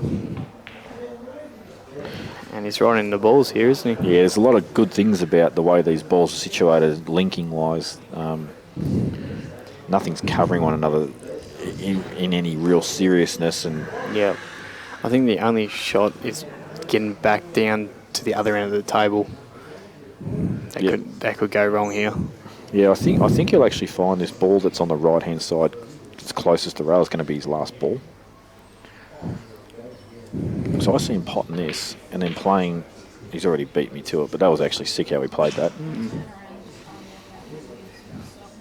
So you going up to the other end of the table here, or are you actually getting rid of one of these balls down here first? Do you think he's going to? Oh, look at that. Oh, hasn't landed fat. Actually, no, that's fine. He's actually okay, I think. Is it in off territory? Possibly. You may have to soft screw off this, and you've actually got to judge your pace quite nicely, so you don't end up on a rail or hampered over another yellow here. I'll be very interested to see if he tries to play this just past the centre pocket, come off 2 rails, side and bottom, and land on the red. But no, he's going to take the long ball on it back himself. He's going to screw up back up the table. It is a money shot, isn't it? Look at this Q power, and he's overscrewed it and somehow picked a gap and landed really average. So he's actually tried to play that in a way where he thought he was going to hit one of the red or either yellow and guaranteed to still be on a ball. Exactly. Where he could have actually just tried to screw that back a foot, and he could have been in an awkward position after that, or he could have well have missed the ball, but he went positive, and actually it's gone a bit funny, hasn't it? I think he can still get through to the top ball, at bottom end of the table here, but the cut onto the centre, a lot of traffic to deal with. I don't think there's a path there to go around all these balls. I don't think you bother. I think maybe you try and cannon the ball on the side rail, and then you've got the top ball, pot that, just come centre table again, and you're back to non-eyes time. So you've got to be careful with that shot. If you don't catch that full ball, the white will be drifting back towards this bulk rail. Yeah, so I think the way I'd want to play it is I'd want to play cushion first, then go into the yellow. That way the white's sort of not going to move much. Going to stop a little bit. Whereas if you try and go into it direct, if you do catch it thin like you're saying, the white ball could travel a bit and put you in trouble. He's also going to know in the back of his mind that if he does go low, he's still going to have this other yellow down the bottom. So he's got a lot of left, right-hand side on this. So he's just lining up the cannon. Or is he telling the crowd that's what he's going to do? And then do something completely different. Maybe he's worried about catching right side of the yellow and going off. Yeah. Like, there's nothing wrong with taking the long red either and just checking up a little bit with left-hand side. This is definitely a 30-second call. Look at Gordo, he's just chomping the bit in the background there to call 30 seconds. You can tell by looking at him. He's seething. Oh, around the angles. That was actually an exhibition loop. He didn't really like... No, that's not the kind of shot that he'd play, just flailing. He actually just flailed at that. Just stunned it off a couple, like he has much more control than that.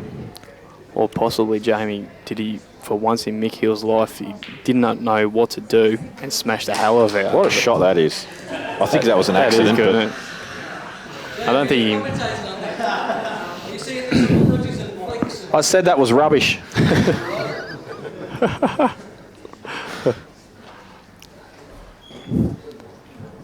That's an absolute perfect. I isn't don't it? think he's played exactly for that, but he'll take it.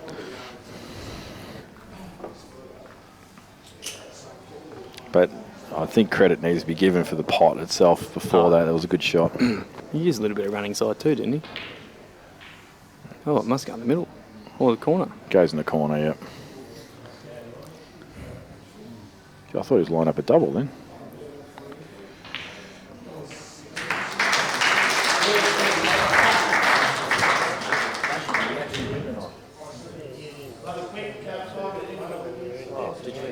I'll give it to you now. Sorry, I forgot. I was too busy trying to get out the door. Well, I think we're having a mid-match interval here. Oh, they're taking a break. Wouldn't surprise me if Jake goes to the bar and just has a couple of flaming sambucas. Yeah, look, he might throw in about 65 Jaegers and try and fire up a bit.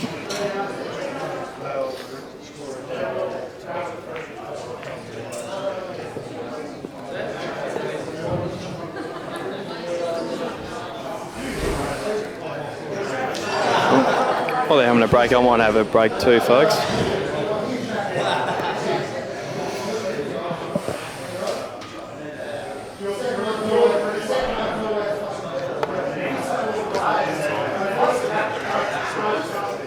We'll come back shortly, guys, once they've resumed.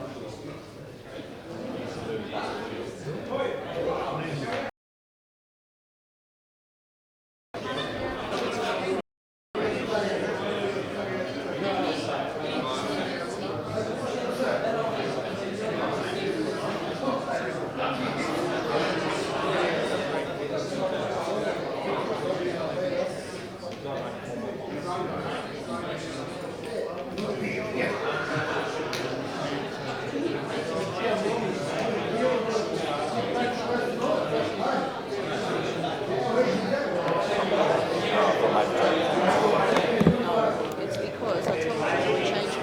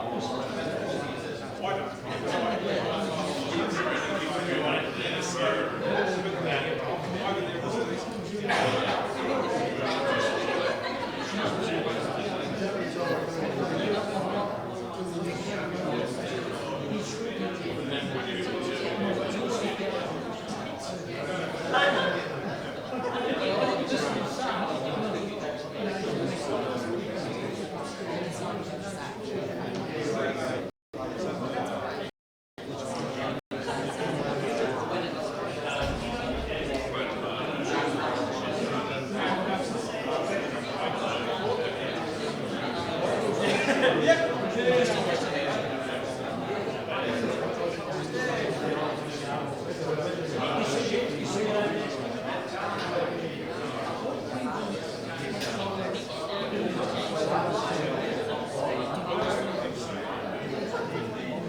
guys, we're going to get underway, second session here. See you Friday. We can do two raffles. We've got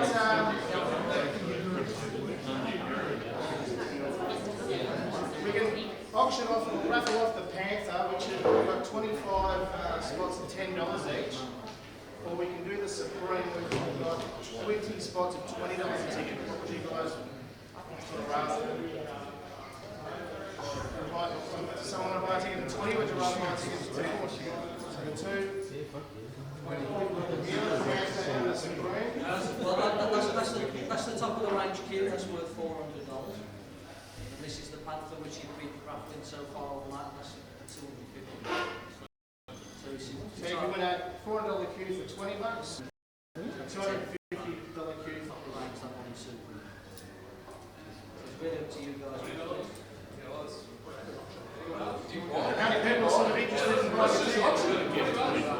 I want a £25 queue that we can score 10. If we've got 20, the happy to go with 20, I'll do the better one. But that's only going to work if we get rid of the 20 squares. Can we sell 20 squares for this one? $20 is Just put your hand up, who's keen? Who'd buy a $20 ticket? 1, 2, 5, 6, 8. We've probably sort of 10 short. And who would buy a $10 ticket? 1. Need 25 runners. 4, 6. Okay, so what if I do a 25 number card at $15 for this one? Give it $375. Yeah, so meet in the middle. Yeah, we'll go that. Yeah, okay. So $15 a ticket, we'll have $400 tickets to give you away for sure.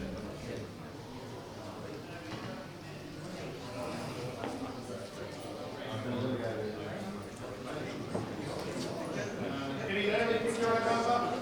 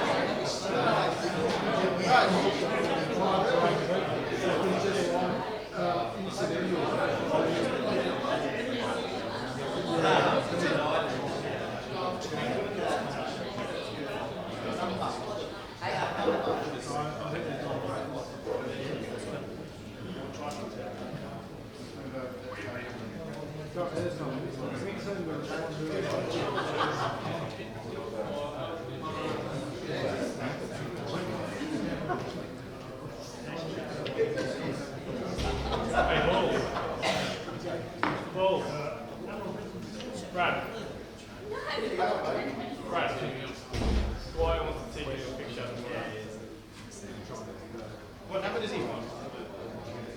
Ask me what number he wants. Just ask him what there's any number.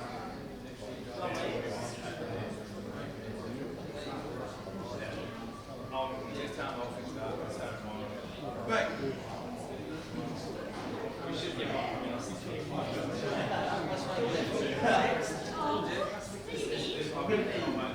Come on.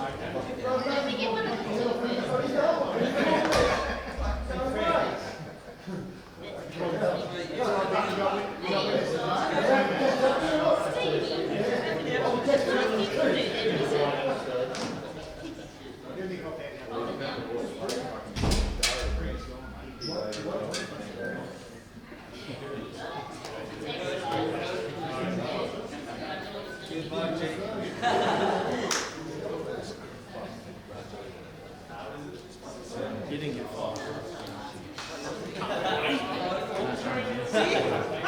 No, 6.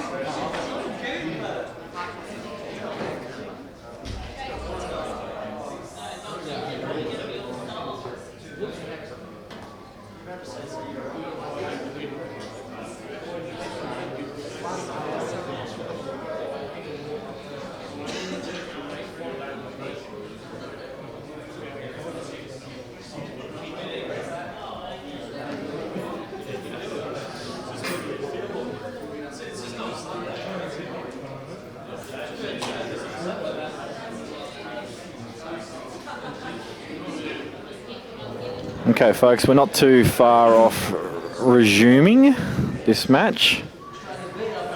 We just did. They were just doing a raffle and doing some photos with Mick and some signatures. Even Jake had to put his signature on a couple of cues. Where's your old man?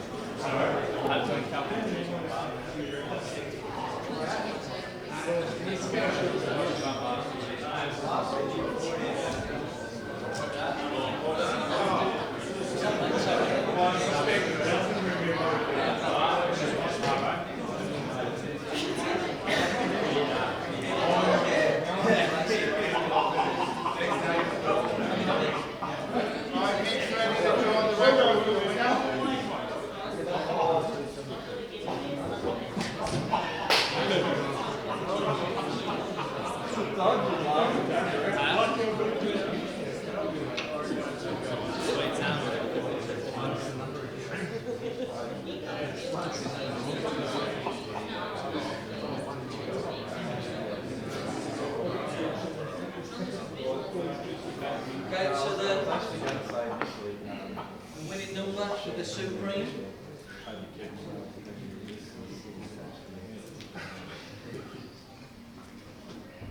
Suspense. Lucky number 7, Kane. Kane.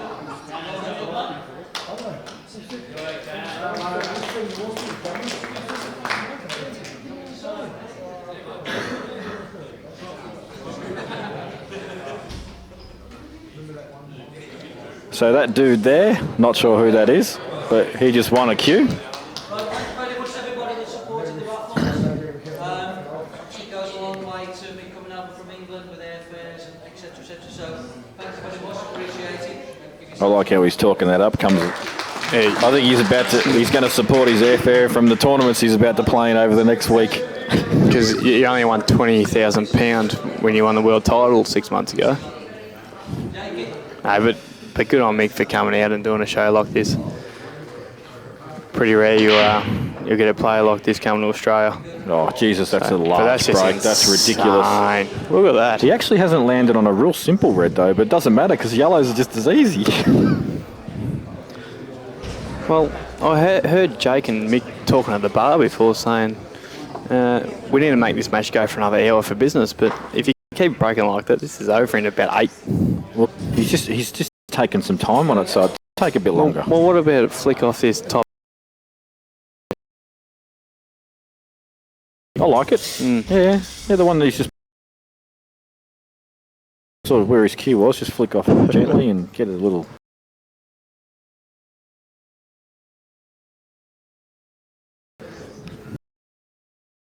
Trying to work how to. He's trying to work out how to chop up without making it too obvious. I'm surprised he ain't rubbing chalk on the whiteboard to get a kick or something.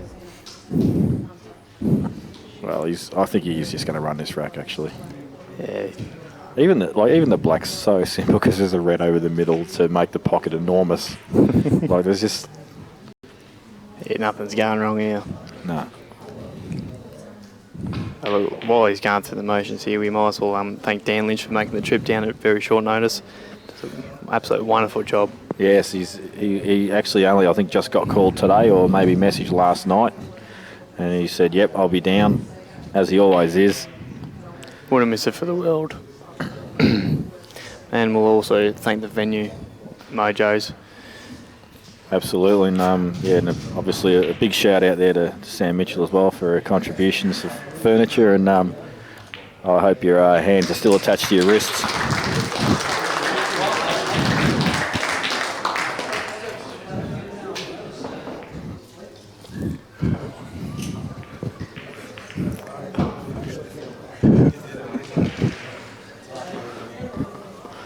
So mix 7-3.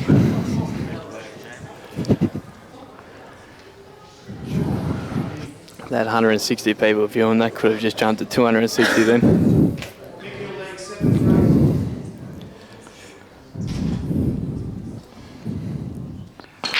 Can Jake replicate break of largeness? That is actually, he's connected them very well. He did. It wasn't as many balls. But Jake, when you become a world champion, you will not get clusters like that. That's right. This yellow and red down the bottom is unacceptable. And in future, if he's going to break again, you need to be breaking like the previous break and have every single ball nowhere near one another, nothing on a rail. Absolutely. He has to go home and look at himself in the mirror and have a good hard look at himself. He should. He absolutely should. There's no doubt about that. I'll tell you what, it's going to have to be a big mirror to fit that head in it too, just quietly.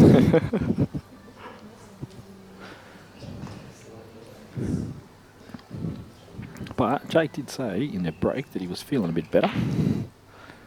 And we actually have to be a bit quieter because it's gone real quiet in here. The music stopped and no one's talking. Well, we've got about 150 here at the start.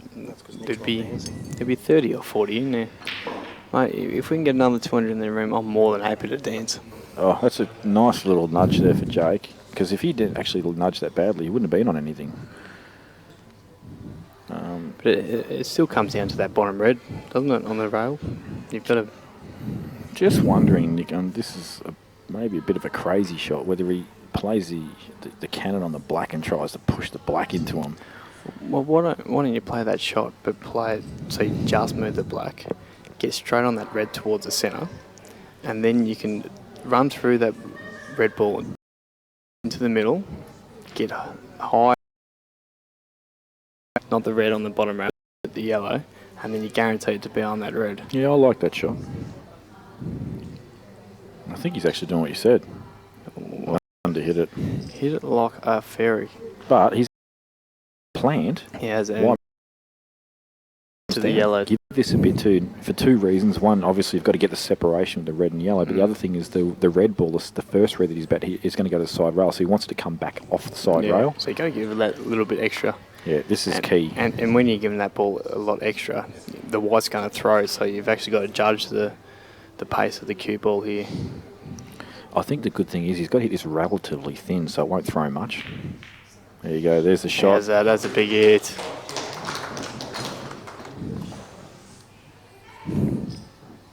Not the worst planter in the world, actually, Jake McCartney. He can plant a...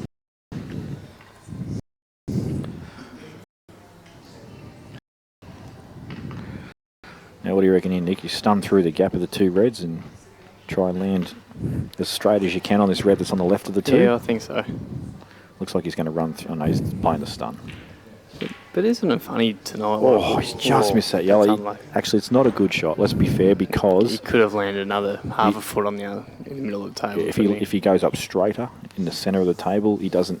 There's no way that yellow can be a factor. So it's not a good shot.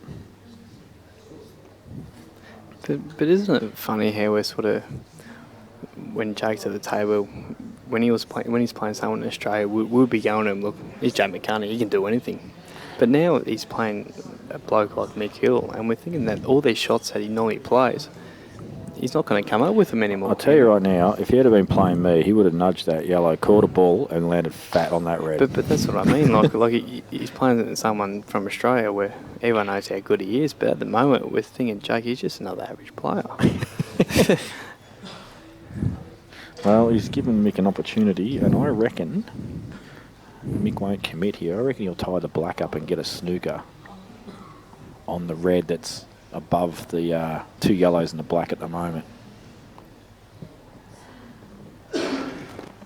Could be wrong, he might commit, but just given the score 7-3, and I feel that maybe he might, being an exhibition match, it's not about taking thousands of dollars on someone. He might just, yellow off the black? Yeah, but I think he won't hit it hard enough. Like, I think he'll just promote the yellow over the pocket. I might be wrong, but...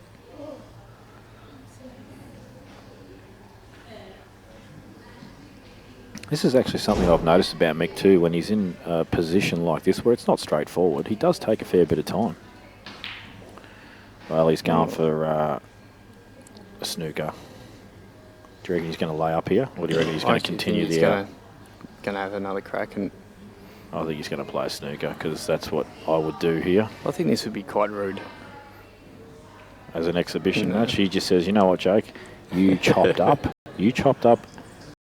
of that. I am the king of pool play. Has a little smirk. He's looked over at me. This wants me.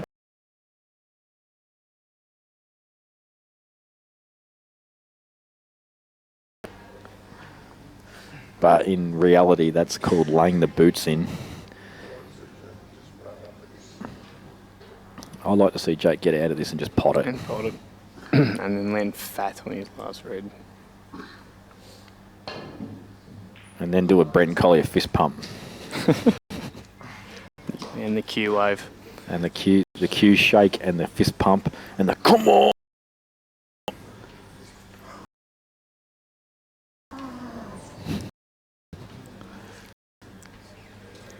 Look, the important thing there is he hit it. And so he's kept Mick to 1. And he's played another snooker. I actually don't know if he would have snookered there normally. Well, I actually think he's lost confidence. Yeah, he can't find enough trees to hide behind at the moment, Mick Hill. I think...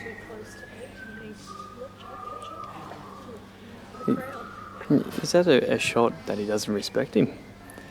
Thinking, you have a crack, you haven't been putting these all night. Have a crack now. Mate, See what you're made of. I'll just get this planned all day and land fat on the next red. It comes off the side rail, back for the middle. Is there actually no need to play the plant? Does this red go clean? I don't think he can hit that much of it, can he? Or can he? He can. It will go clean. How's he going to land on the other one? I think he's hitting high on the red, on the yellow. No, he did have to play the plant. And, well, it could have been worse. It could have been worse. Especially if that red still passes a black. It's not too bad. Well, it's one good shot here, isn't it, by Mick? Yeah, but he's going to look for another tree to hide behind, I think. How about a little safety shot? Just play the yellow closest to the black, hit into the side rail, which will hit into the black.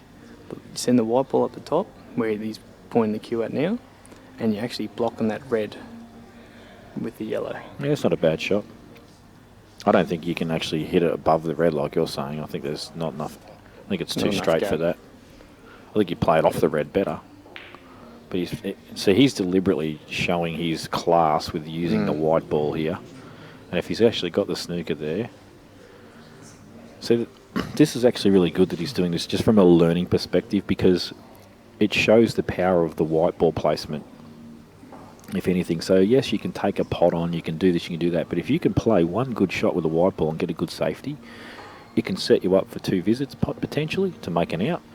It can, in this situation here, only needs 1 more visit. So, you know, next shot he's probably going out. Jake looks like he might be able to hit this red well, it's not right just showing side. He's one-dimensional either, is it? Correct. It's not all about blasé potting balls. And here's a good response from Jake. That's a super shot. That is a big hit. Yeah, the only unfortunate thing there for Jake is he's basically killed the red. But he's saying to me, look, you've got to hit a yellow here. Well, he can easily get out of it just by tapping this yellow here that he's closest to. But I think you need distance too. Like, I don't think Mick would want to leave Jake close. I agree. To create that red. I think you're right, and I think that's why we're going to see him come off either 2 or 3 rails here. Look, you can easily play yourself two or three rails, and you got 2 or 3 balls to hit. But the thing is, though, he's not thinking about 2 or 3 balls to hit. He's perfection, isn't he? He knows exactly what ball he wants to hit. Yep. And that actually is a difference between world class and then the next level down, isn't it? Seeing what he's just doing there is called a parallel shift. So what he's done is he's lined up at the centre between the gap between the 2 balls that he wants to hit. Oh wow, that's really stiff actually. So he's basically lined up an angle between the 2 balls, and then he's done what's called a parallel shift with his cue down to the white ball, and that basically tells you where he's got to hit the rail on the first rail. So Jake, all he needs to do here is just lay up, but does he trust his own table to roll straight? Yeah, absolutely. And sometimes in this situation, you don't want to be too cute, because you can actually not make this red on. So it actually wouldn't surprise me if Jake decides to play this a little bit of pace. Yeah, just cannon the black. Or cannon the yellow. Yeah, that's how I'd have played it too. But he's hit it a bit hard, but... Actually, you know what, in hindsight, I think you're always better. If you start it off into the yellow. Yeah, the only problem is the white ball goes right side of the table and tip, mate, but might be close to the rail. I think if you played with enough post, you could have stunned out, but look, this is still okay. There is a big pocket to play the, I'm telling you now, Jake's table's actually not running that quick. It's not, is it? He actually tried to land perfect on that. You did. Like, there may not have been need. You could have actually made sure you're on that, and then either play the white off 2 rails or even play the black up inside that yellow. Yeah, even play for a double.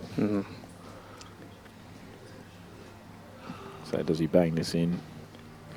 Mick's tried his hardest to lose. Flukes it. Oh. Good white. White on the side rail. Mick says, well, I think you've had enough chances now. Does he just lay up this yellow over the hole and get another snooker?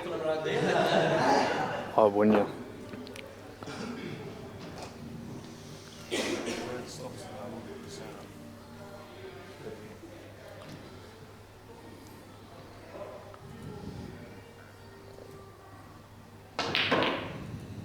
Oh. Okay, folks. Turning points. I don't even know if that's... I don't care who you are. If you're trying to lose a frame, I don't know if you can play for that. Well, he's very good if you did. Well, if he has played for that, that was off its chops.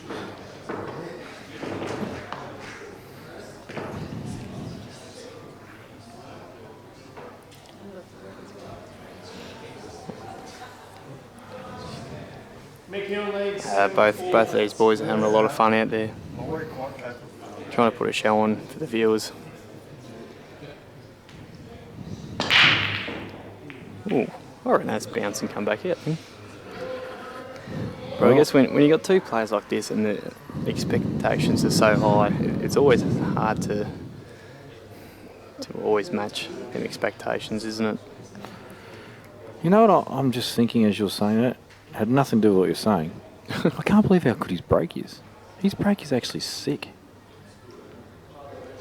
Like, once again... The white always seems to go over to the left-hand side rail, doesn't it? Halfway between the middle and the top pocket. Well, the timing to me, coupled with the power, just seems to be the ultimate. Like, you can have a really powerful break, and a good example of that is Jimmy Delahunty has got the most powerful break I've actually ever seen 8-ball. But when he does it, his control is not as good. Now, that was actually not a greatly well-controlled break. But he has had other breaks during the frame, like that one, I think, previous to this, where there was full control, a million balls went in, and it was the easiest you've ever seen in your life. Yeah.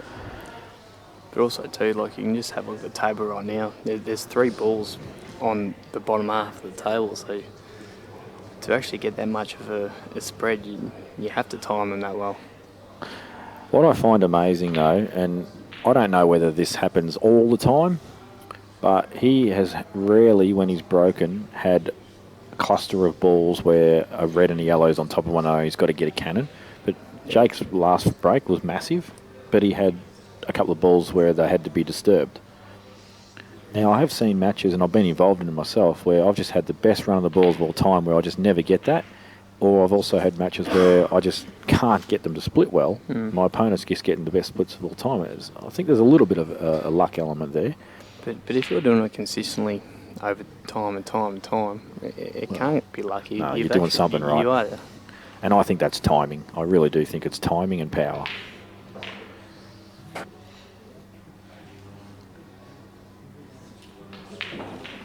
So Mick's just said, "Nah, I'm not doing this no more, mate. I'm going to go on the. I'm going to Mick Hill this. I'm going to go on the hill." I think he's thirsty now. He might have a drink.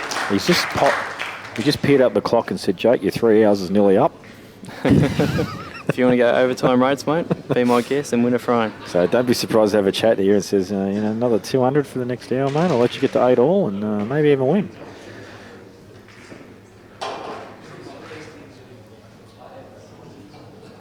Tell you what, have a look at him drinking that water. He's just taken 4 sips of that water. What was wrong with just taking 1 gulp? I think it's just for the camera. Mick the Water Sipper Hill. That's his new nickname. It's not the machine, it's the water sipper. And another big break.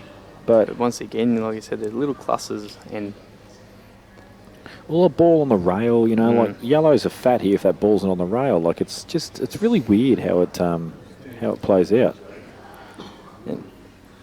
But you know, if we were watching two intermediates play this match right now, we wouldn't actually be saying a ball's going to the rail, there's little clusters. It's just because we rate these two blokes so highly, and we have to be judgmental somewhere. Possibly. I'll tell you what, Steve Jamison will be watching this, and I know for a fact he has a coaching session with Mick Hill tomorrow for 2 hours. Steve Jamison, your number one question is, what is the deal with the break? How do you break so consistently with massive spreads? What's the secret formula? Even if he just tells you it's about timing and power and getting the two right together, you just need to know the formula. I'm sure Jamie will be more than happy to pay 50% of that coaching lesson too. Especially if it makes me break better, because I am one of the top 5 worst breakers in Australia, I think. If you don't put your hand on the table, I reckon you might be a sniff to get better. No, I've tried it, mate. It doesn't work. Lose control. And that's not a great shot from Jake. He's landed in what's called NML, no man's land.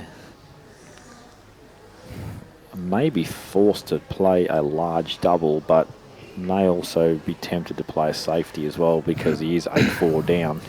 Just in your opinion here, you need to win the last 5 frames here.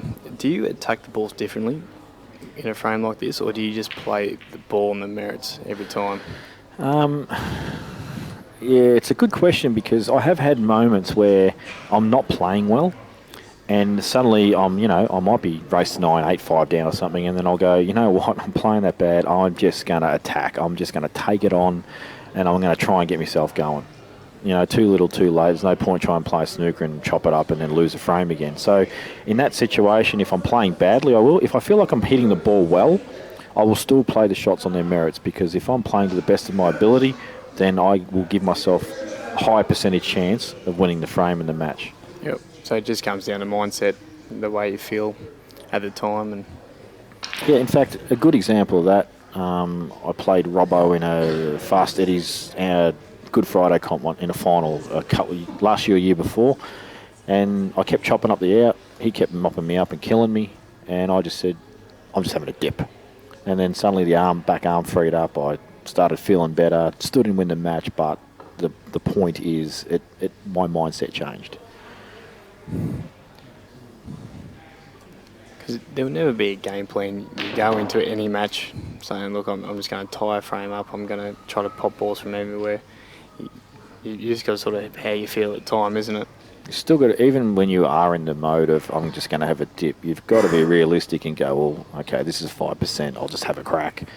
Yeah. If there's a 90% shot to play instead that is a safety, then you've got to play it. Like you've still got to use some intelligence and logic about the game, and the players that don't have a high level of ability and have that smart logic about them will still have a higher win rate than someone that has more ability than them, but not that logic.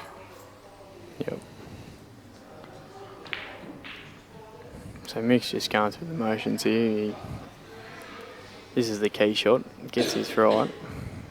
He's all over. Yeah, and as I said, he's not afraid to play for the middles. He just likes to land on them just off straight all the time, and that's perfect. Like he just basically runs through this and lands straight on his last red or just off straight. I reckon Mick might actually play for a double on the black. Well, if he does, he has to stun us dead. I think he's just going to close it out. Yeah, he's had enough. He's just said, Jakey, 3 hours is up. Kicking in. 3 hours is up. I've got water to drink. Jake, look, I'll meet you in the following big guns and.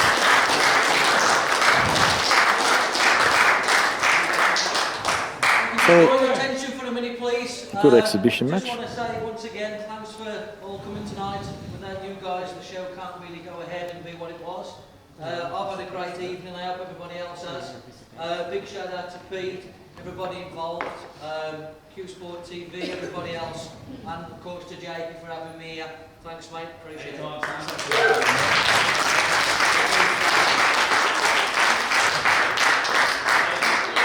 quickly on that, appreciate it. I know it was short notice. I know most of you both selling a midnight last night, put something on Facebook, so the 15 hours of advertising we've had, no, thanks everyone for turning up. Special mention to Dan Lynch, I rang him today.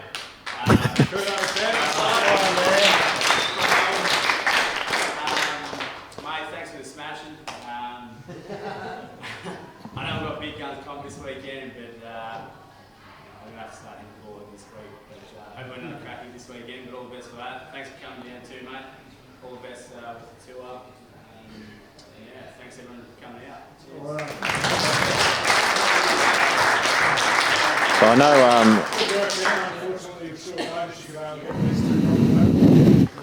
I know they did want me to do an interview, but I don't know if that's going to happen now. We might just cut this, I think. Well, if you guys want to hang around, the main event will be on shortly. Yep, Jay Stevens versus N Young. Yep. Oh no, I am doing interviews apparently.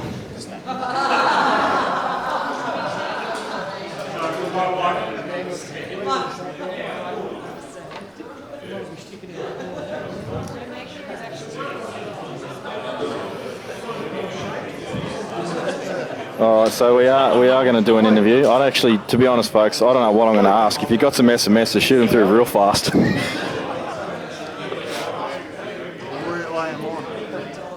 I am going to ask him about his break because I don't know if he'll tell me the truth, but I want to know what he thinks.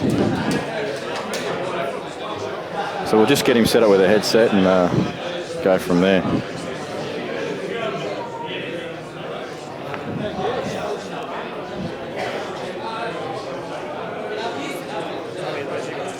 Yeah. Thank you. Maybe do Jake first, yeah.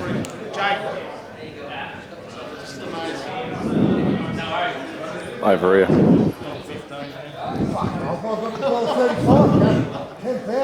Crack that on, son. Hold that. Copy me. Turn it around. That way. I don't know if that's going to fit over your head, actually. That's struggle to fit over your head. All right, so. And tell me if you're in the right spot. Just here. Yeah, that's right. All right, I've got Jake McCartney just for a couple of quick words and a couple of quick questions after he's smashing from Mick. First of all, Jake, you did get off to a slow start. Was that the case just because you were playing a world champion, or do you just think that would happen against anyone that you played?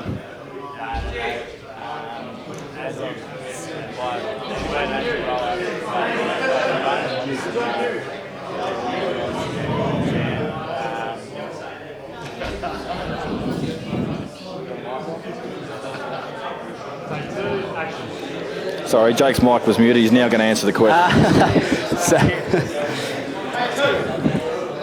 Mine was on. Oh, yours is on.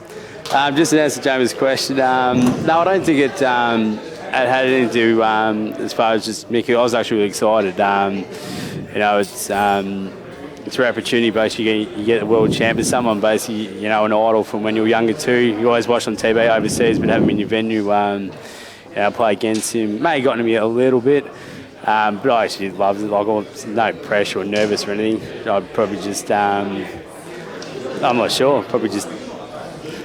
Well, and I think probably the most important question to ask you, and I think you'll answer this well. Did you take anything away from the match from a learning perspective? Even though it was exhibition and he probably did muck around a little bit here and there. Even like when Mick was actually playing the frames, and as I've said to everyone, I really watch, and regardless of whether it's Mick or anyone, when they break the balls, how they go game, I try and map the out before they even hit the first ball the way I'd go.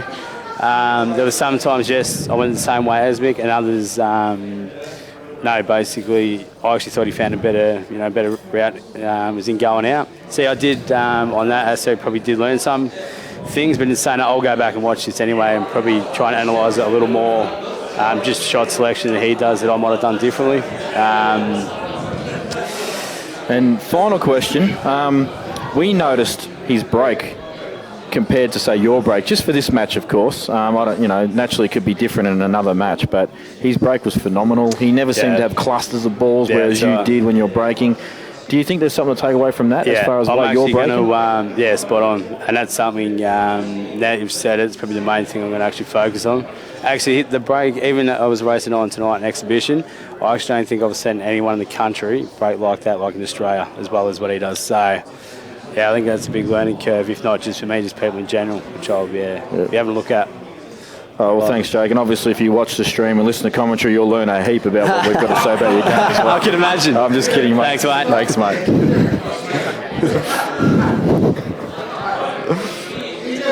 Did you go easy on me, mate? Yeah, mate. What's going on here? Yep. Like that? I've got big ears. Joined by the world champ himself, Mick Hill. Mick, firstly, I just want to say to Jake, I think if you go back and watch that stream and listen to commentary, you'll learn a lot about your game. But secondly, be honest with us, how many times did you actually sort of say, well, I can probably go game here, but I'm just going to, this is an exhibition match and I'm just going to, let the frame go for a little bit longer, in all honesty? Well, the important thing for me was obviously kind of, it's an exhibition, not a competition, first and foremost. But, we got the big guns at the weekend. We got the Anzac at the weekend. I come here once a year. I just wanted to use it as some table time. I think it's perceived that at the moment Jake's the number one player in the country. Am I going to read anything into that as far as match play competition? No. But for me personally, it was just nice to get a little bit of a table time, a bit of a feel for the balls, because we play with slightly different balls back home in England now. We play with the Pro Cups that are slightly heavier, so slightly different reaction with the cue ball. And of course, as you know, you've been to England playing the world titles before, the tables are just completely different. I called into bar 8 this afternoon, and it was such a shock to see the tables again. When I do the shows, if ever I get the chance to play on the coin op or I get on the net pockets, I jump at the chance to play on the coin op because they play very close to the tables back home, the rails, the cut of the pockets. I control the white better. Me and Jake just sort of set up tonight. We thought it would be good for the people, obviously in Ballarat, and for everybody involved. First and foremost for the venue. Get the people in and encourage people to come and watch. And really, all it was from my perspective was a good chance just to kind of play that little bit of a, not match situation, but that little bit of juice flowing. I won't lie, the first couple of frames I was that little bit edgy. There's a lot of people that are expecting you to run out every time you come to the table. Obviously Jake's well known here, he's obviously a fantastic player, so from my perspective it was just kind of hit a few balls, build a little bit of confidence for the weekend. And I believe I've got out of it what I wanted to get out of it. I'll tell you what, folks, I think Colby Poole would have answered that question quicker. Secondly, Mick, she's going to kill me if she knows I said that. Secondly, we've got to ask the question, and I don't know if this happens to you every time you play a match, but we noticed tonight your break was phenomenal, absolutely phenomenal, where the balls, when they spread, there was nothing touching one another, all open, the run out was often very simple, whereas when Jake broke it off, a lot of the time there was a red and yellow sort of touching together and there was an extraction required. Do you find that you do get a good break like that all the time, and if so, what's the secret? No, I just think it's one of those occasions where you got two top players playing against each other, and for anybody that doesn't understand this game now, that's been playing a long time, if they don't understand when two guys of that level are playing each other, that 60-70% of the game is going to be determined by who breaks better on that particular match, then obviously they're playing the wrong game. I'm not suggesting that hitting the balls better than the other person doesn't warrant a better split. I think it's fair to say that I did hit the balls better than Jake tonight, but then having said that, I'd already had 12, 13, 14, 15 racks, whatever, to get my arm loose playing against the locals, and therefore I'm going to be that little bit loose. I'm going to be that little bit play with that little bit more freedom. It's Jake's hometown, it's his own club, that brings his own kind of expectation to a point, and maybe just that little bit tense on the break tonight. Didn't get through the ball maybe as well as he would have liked. The other times he hit them great, and there was a couple of balls, as you said, that landed a bit awkward. I think when we're talking about the break shot, I think all you can do is stay loose, stay free, hit them good. Whatever then happens is in the lap of the pool gods. I think if you kind of hit them a little bit sluggish and kind of mistime them because maybe you haven't been practicing, or maybe you do feel a little bit tense, then maybe you can look up and say, well, did I really deserve and did I really warrant to get a ball? But as far as two guys of this standard hitting 15 balls around the table, we could play again tomorrow night and Jake could get good splits and I could get bad ones. Okay, and final question, Mick. Obviously, you're playing in the big guns in the Anzac tournament this weekend. Who would you say your top 3 threats are to knock you off in the tournament? I'm looking at the event and you can leave me out of it too, man. It's all right. I'm looking at the event and I'm sort of saying to myself, in my own mind, I'm sort of saying, I think there's plenty of guys that can beat me. I don't know how many guys really believe that they can. I know that they can because I understand the game and I understand the level that they play to. Whether those guys actually believe that they can is another story. Well, I can actually tell you now that there are plenty of guys that believe they can. Well, under that proviso, I think there's a bunch of guys that can obviously knock me off. I want 3 names. If I was to push for 3 names, I've got to go with obviously Jake. Kind of hot right now, obviously doing really well in the events. Things, when we're caught up tonight, things in his personal life seem to be going really good, which then sort of goes onto the table where you're playing with that bit of freedom and you're not playing with any kind of anxiousness or anger because something else is going on that is making you not concentrate on the job in hand. I don't know how well Benny's hitting them, but of course if he's hitting them like we know that he can, Benny's obviously the next one with Jake. To pick a third would be really, really tough because I don't see enough of the guys play over here, excuse me, to pinpoint one exactly. The reason I asked for 3 is because I knew you were going to say Jake and Benny, so I wanted to see who your third was. I think track record at the big guns, the guy that probably deserves the credit to be next would be Rusty.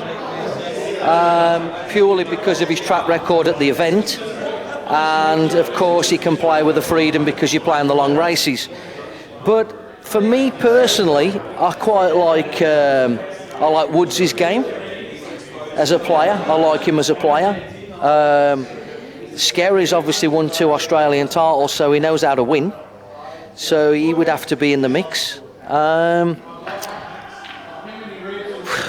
Joel's not in it, so I mean, I think if I was hard pushed, I think I'd have to say Rusty.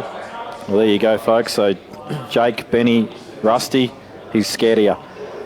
And bad luck, Justin Sage. You didn't get a mention, mate. Thanks very much, Mick, and we all enjoyed your time. Mate. Cheers, mate. Thank you.